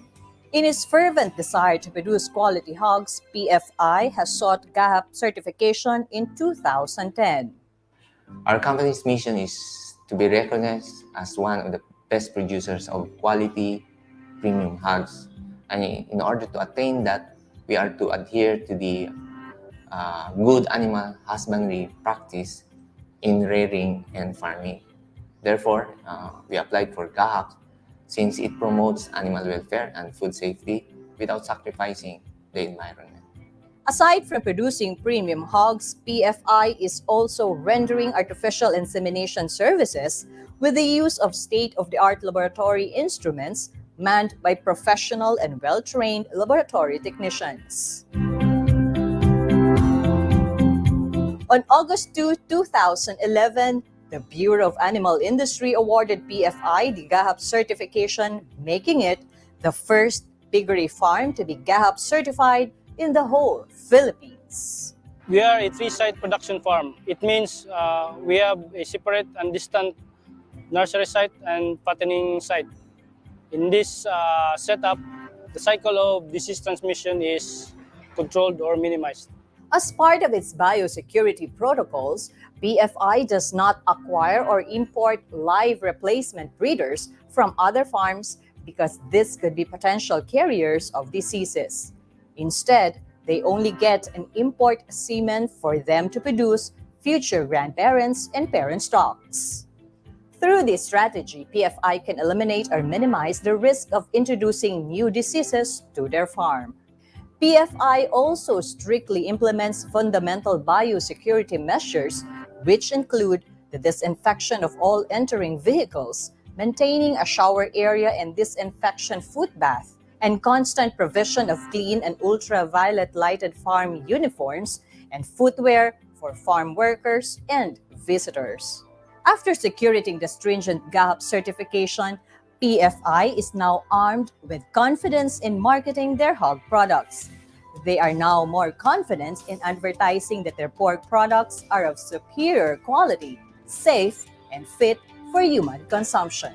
Being a GAHAP certified farm, we are able to sell our hogs in a good and reasonable price.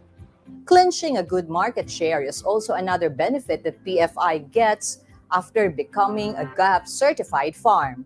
A AAA slaughterhouse and meat packing plant is consistently endorsing PFI because of their GAHAP certification.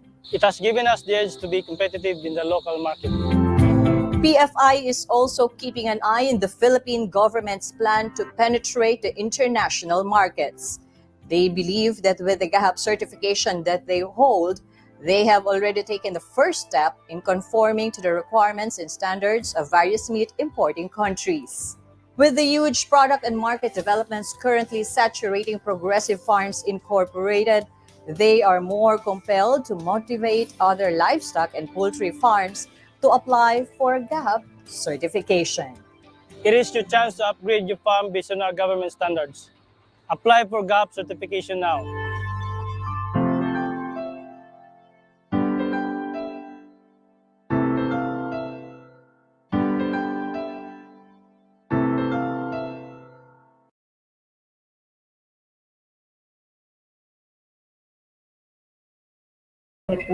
Kana ubet.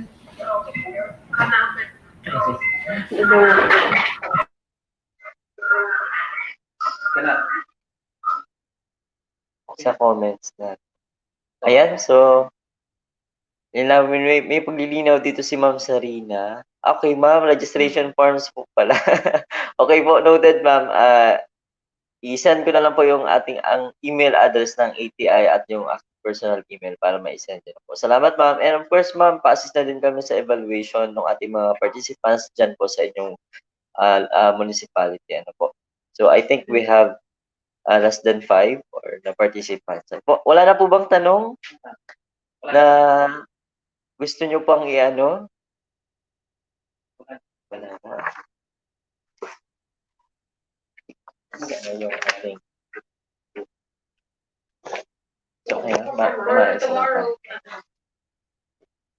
So, ayan po. Bukas ay abangan ninyo ang continuation ng ating pagsasanay sa dating oras na alas 9 hanggang alas 12 ng tanghali. Maaari nyo po pa rin balikan at mapanood ang ating episode ngayon sa ATI Bicol Salbay Channel via YouTube at Facebook. Ano po, maiwan na itong video na ito. So, maaari nyo pong balikan pa rin.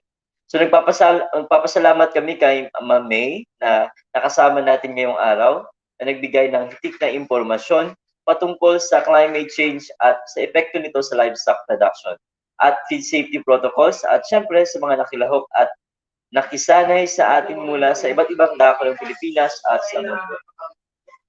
Maraming salamat. Ayan. Lalo na sa mga participants natin mula po sa Camarines Norte. Sa ngalan ng aming Center Director na si Ma'am Elsa A. Parot, kami ay nagpapasalamat sa walang sawa ninyong pagtangkilik sa ATI Bicol Salbay Channel. Learn at home at tandaan at i-share po natin ang mga hashtag stay safe, hashtag follow health protocols, hashtag I share knowledge, hashtag ATI inspire, hashtag Sarabay at hashtag ATI Bicol. Bukas po, abangan ninyo ang last day at ang ating virtual graduation. I think excited na yung mga participants natin. We only have one topic, yung ating further production. Po. So yan, salamat din po pala sa ating provincial level coordinator na nanonood po ngayon live, si Ma'am Aida Miranya po ng Office of the Provincial Veterinarian at of course kay Doc Ronaldo Desmo, ang very supportive na Provincial Veterinarian ng Camarines Norte. So see you po ulit bukas mga kasarabay. So together we heal as one. Magkita-kita tayong muli bukas. Diyos mabalos po sa Indugabos. God bless us. Bye po.